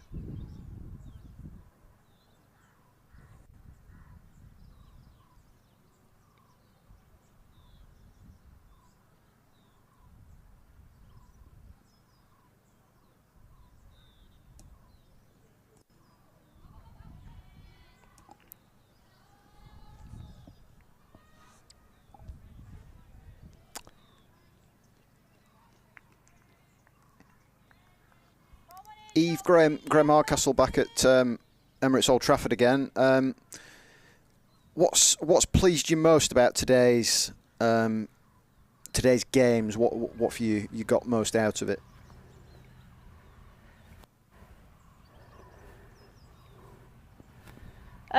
Yeah, we've obviously got a lot out of all 3 games. We weren't envisaged playing 3 games, but that little T10 in the middle, obviously we didn't win it, but to take it to the last ball, I think we can take a lot out of that. Like, we've really got challenged in that game. Yes, first game quite comfortably, but we'll probably take more out of that second game that we played. I think there's been some outstanding contributions today from different players, and I think that's the really exciting thing from this squad. We've got a lot of players that are stepping up and can do the job. I think Lammy's innings in the first innings of this T20 was outstanding. Like, to bat through the heat after playing 2 games just shows her level of fitness, and I think something we really hard on our fitness throughout the winter, and our fielding as well. I think, yeah, we've got a really great total on the board, but you see, like, Lammy's throwing herself about in the field. Phoebe G, tall, quick bowler, is chasing the ball down to the boundary and throwing herself about on the field as well. So I think we've got really high standards, and we're doing that throughout the whole whole game and the whole day. So that's really pleasing to see. Obviously, there's a few tired bodies out here, and yeah, we're still putting in the hard work. That catch that you took, you must be delighted with. The battery pack seemed to take a bit of a blow.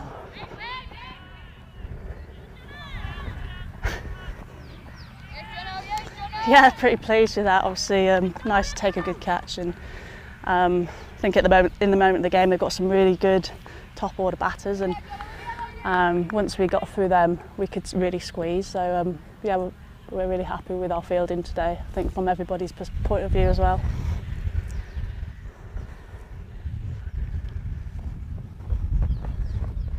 Yes, Jono. Well, it's another wicket for Lancashire. Grace Johnson this time strikes. Nice, mate.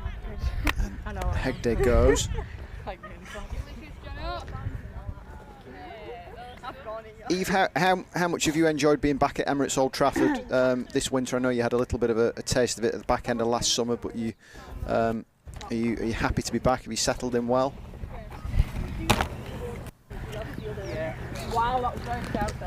Yeah, I'm really enjoying it. I think the winter's been really fun, and it's a great group to be around. And yeah, I think we've got a really exciting squad going into the season. So yeah, I've been really enjoying my time back here.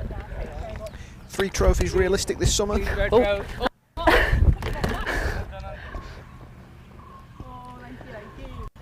Yeah, I hope so. I think we've definitely got the side to do that. I think we've obviously got three different competitions, so we're definitely after some silverware this year, and I think that's well within our reach. I think this is going to be a great tour for us to get some cricket under our belt, so we're ready to go on that first game in April. And just one more for you. One thing we've been talking about in the studio is Danny Collins' bowling. We haven't seen a great deal of it. Can you just talk to us a bit about her development as a seamer?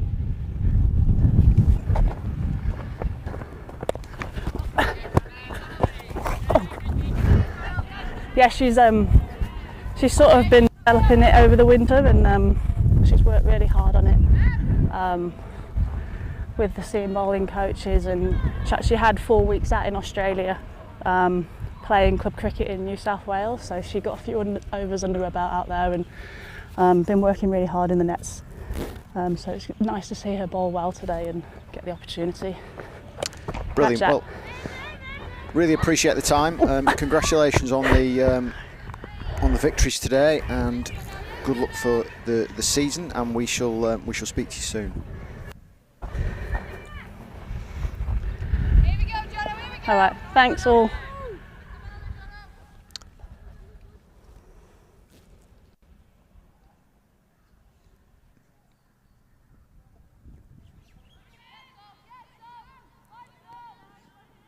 So the dying embers of this game.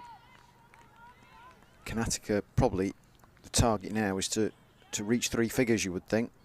15 off 2 and a bit overs with 2 wickets in hand. I think that would be a realistic aim. For Lancashire, they'll want to wrap this innings up. They'll want to win this game having bowled the hosts out. Yeah, Lancashire continuing to do well. Grace Johnson remaining economical, 1 from the over and a wicket, 85 for 8. It's been lofted into the air and will go for 4. So a boundary for the hosts. It's been a while since they've had one, but Grace Johnson finishes with figures of 1 for 19 from her 4 overs.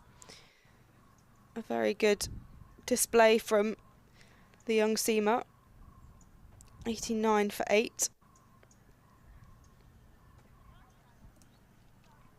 It was just in the slot, that, wasn't it?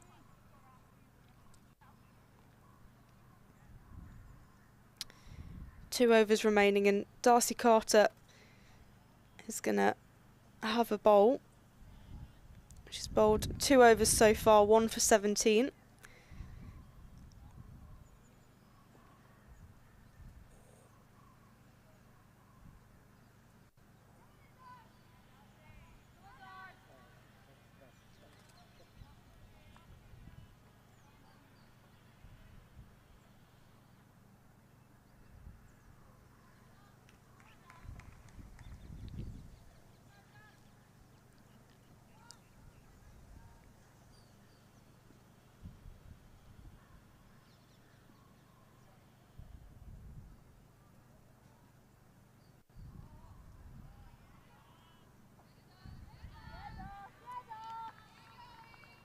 Away with that slightly Carter there.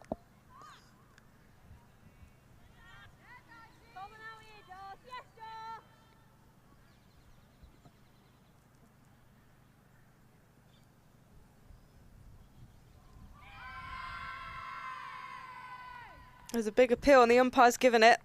That's the 9th wicket down. Darcy Carter gets a second ball of her 3rd over. 89 for 9. Just the 1 wicket remains. 10 balls to do it. It's been a really good display by some of the young players on this tour so far. Yeah, that's the great thing, isn't it? That we all know what Emma Lamb can do. We all know what Ellie Threlkeld, Eve Jones, those kind of players. But to see performances from Carter, Morris, Clark, Collins bowling, for example, is really heartening for Lancashire ahead of 2025 and beyond, of course. These players will have a big part to play in the long term as well.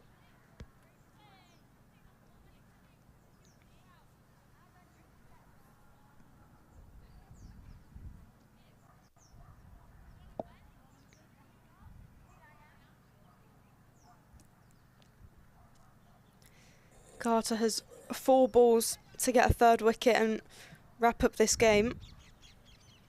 She's just adjusting the field as the new batter comes in.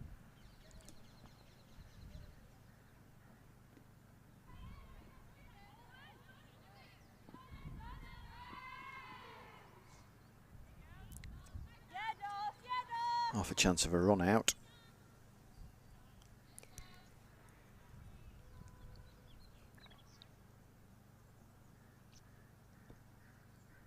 My money's on bowled here. Full straight.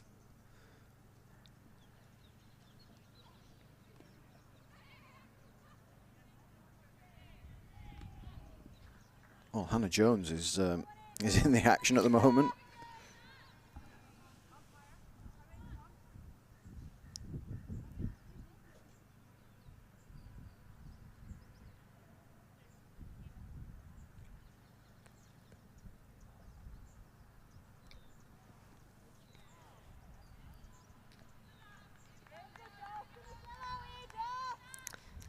Final ball off the over.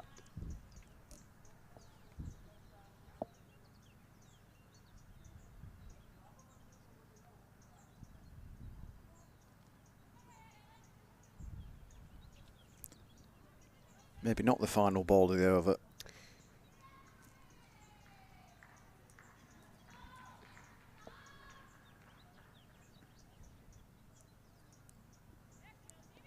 Well, it is. It's been giving us runs.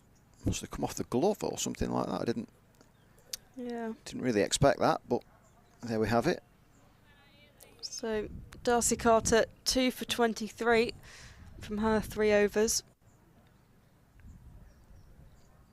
6 balls left of this game, 1 wicket remaining. Phoebe Graham will be bowling the final over. Back to seam.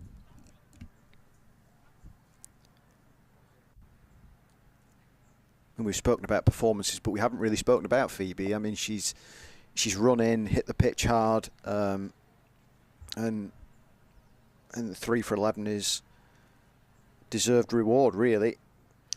Yeah, she was very good in Dubai against the UAE, but she's come to India and been even better.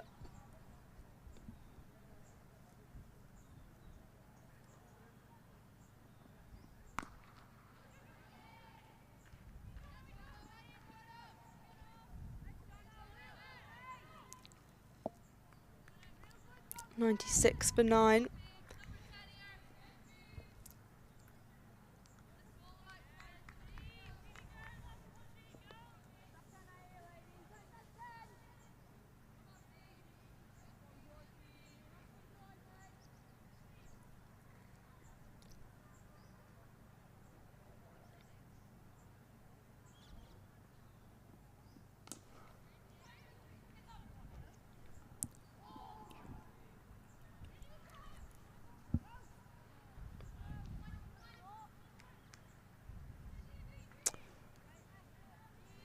It sounds like we're going to be speaking to Emma Lamb at the end of play.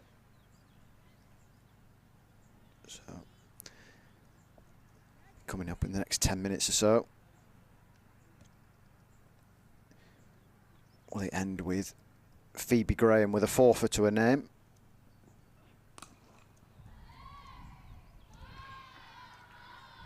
It's not a bad shot.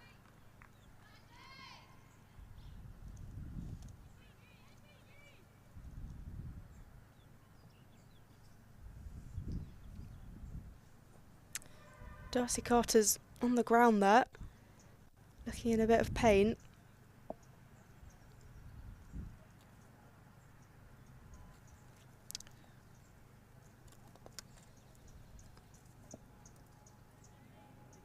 She's back up on her feet and seemingly okay. Be a little bit of a worry for the Scottish management that if they're watching the stream.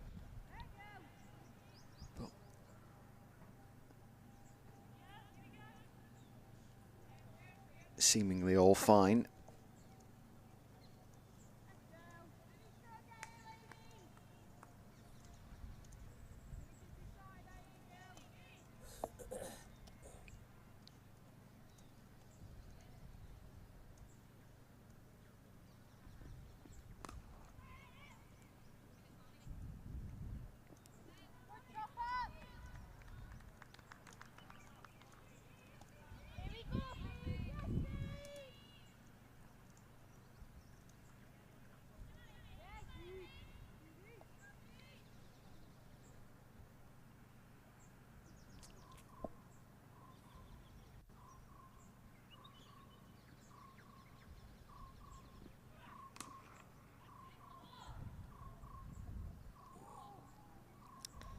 It's a good shot at the stumps there. Doesn't quite connect. That could have been a final wicket, but next ball will be the final ball. Karnataka have surpassed the 100 mark, 103 for 9 with the final ball.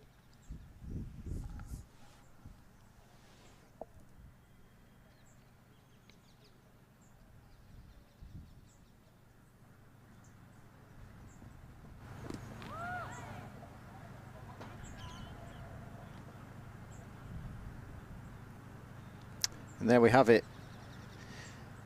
Karnataka finish 103 for 9 in the pursuit of 172. Lancashire win by 68 runs, adding to their 9-wicket victory at the start of the day in the first T20. Sandwiched in between was a T10 game, which the hosts won. That was off the last ball as they chased 88. It's been a long day in the heat for the Lancashire players, but a successful one in the end. Even with that defeat, they were fairly confident that they've got all they needed to get out of it. There were positives to take. The main positive, I guess, is obviously the 2 wins. Performances within that, the likes of Emma Lamb, Sophie Morris, Phoebe Graham, Darcy Carter, as you can see there. Danielle Collins showed a little glimpse of possibly what's to come with the ball, more generally known as a batter, but it sounds like she's been working hard in the winter on adding an extra string to her bow, and she showed encouragement there. Ailsa Lister, as I say, Alice Clark as well. So yeah, plenty to go at from a Lancashire point of view, and the fielding was top draw. They'll be chuffed with their day's work. Yeah, it's been a long day for them, but they've done well. Of course, a huge victory in the first game, and then again another victory, a 68-run win in the final game. The T10 slightly taints it, but still a great game of cricket, taking it to the final ball, and a lot to learn from that match. So a brilliant day out in India for Lancashire, and lots of work ahead of the season, as you mentioned, with the bowling. Exciting to see Danny Collins doing a bit of bowling, Emma Lamb back, and just the variety of options Lancashire have at their disposal is absolutely fantastic. Batting wise, of course, Emma Lamb's innings of 93, assisted by Ellie Threlkeld, and yeah, a good day of cricket all round. There were some good catches, a lot of work in the field. I just think of Phoebe Graham after bowling all those overs, and then still rolling around on the boundary, stopping the ball. So that was brilliant to see. And of course, Lancashire will continue their tour with some 50-over matches later in the week. So still plenty of time out in India with their pre-season preparations. But so far, so good. Yeah, I think we can see some of Phoebe Graham's wickets. She took 3 of those in the second game. One caught. It's a brilliant catch this from Eve Jones.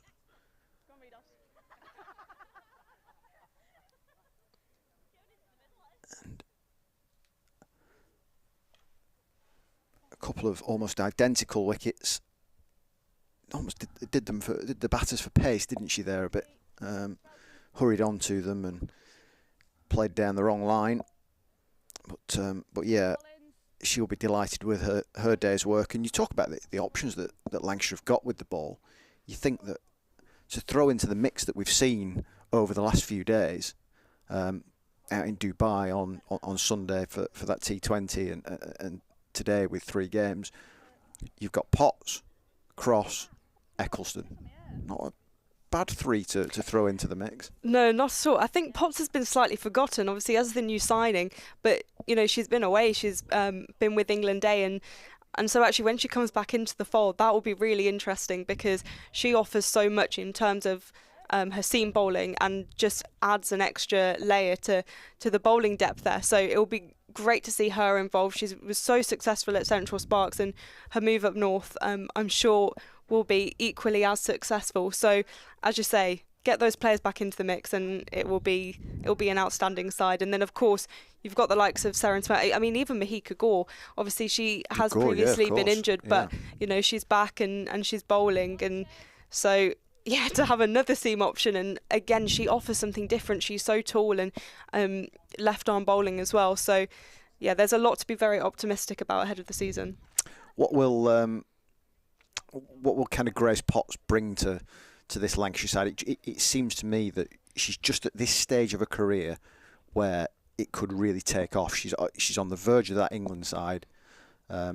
She's toured with them already with the senior side. Didn't get a debut, but it doesn't seem to be a million miles away. No, definitely not. I mean, she's been around these development squads for a while, and yeah, she's she's fantastic. I've watched her a lot at Central Sparks, and all the different things she can offer in terms of pace and her variations are brilliant. Well, we've got Emma Lamb ready to talk to us, so... Hi Emma, congratulations on another win and an incredible batting innings. How did you find it out in the middle, particularly your partnership there with Ellie?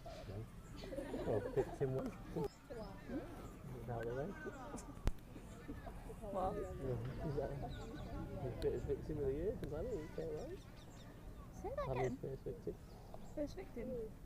Oh, me? Yeah. Too soon? No. Yeah, good. Against different bowlers, and yeah, we just took it over by over, and I think that middle phase was really good. Brilliant, and amazing to see you back bowling.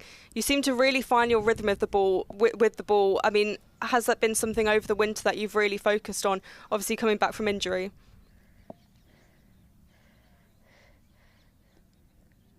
Yeah, definitely. I think that year out, I found quite tough not being able to contribute to the team because, especially if you don't do something batting-wise, I feel a bit hopeless, like I haven't contributed. So it's quite nice to be back bowling, and yeah, I've been working very hard on it over the winter, so it's nice to see it come off in a game. And a very busy day of cricket out in India. As a team, what have you taken from those 3 matches? Of course, the 2 big wins and then the T10 slight loss, going down to the final ball, and a very tight game there.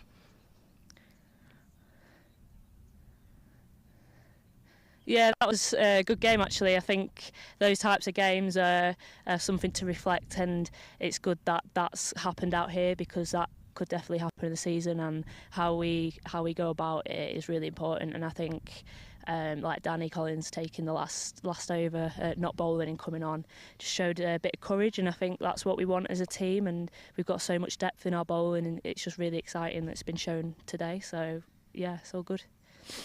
Brilliant. Thank you so much for your time, Emma. Congratulations on the wins today, and good luck for the rest of the tour.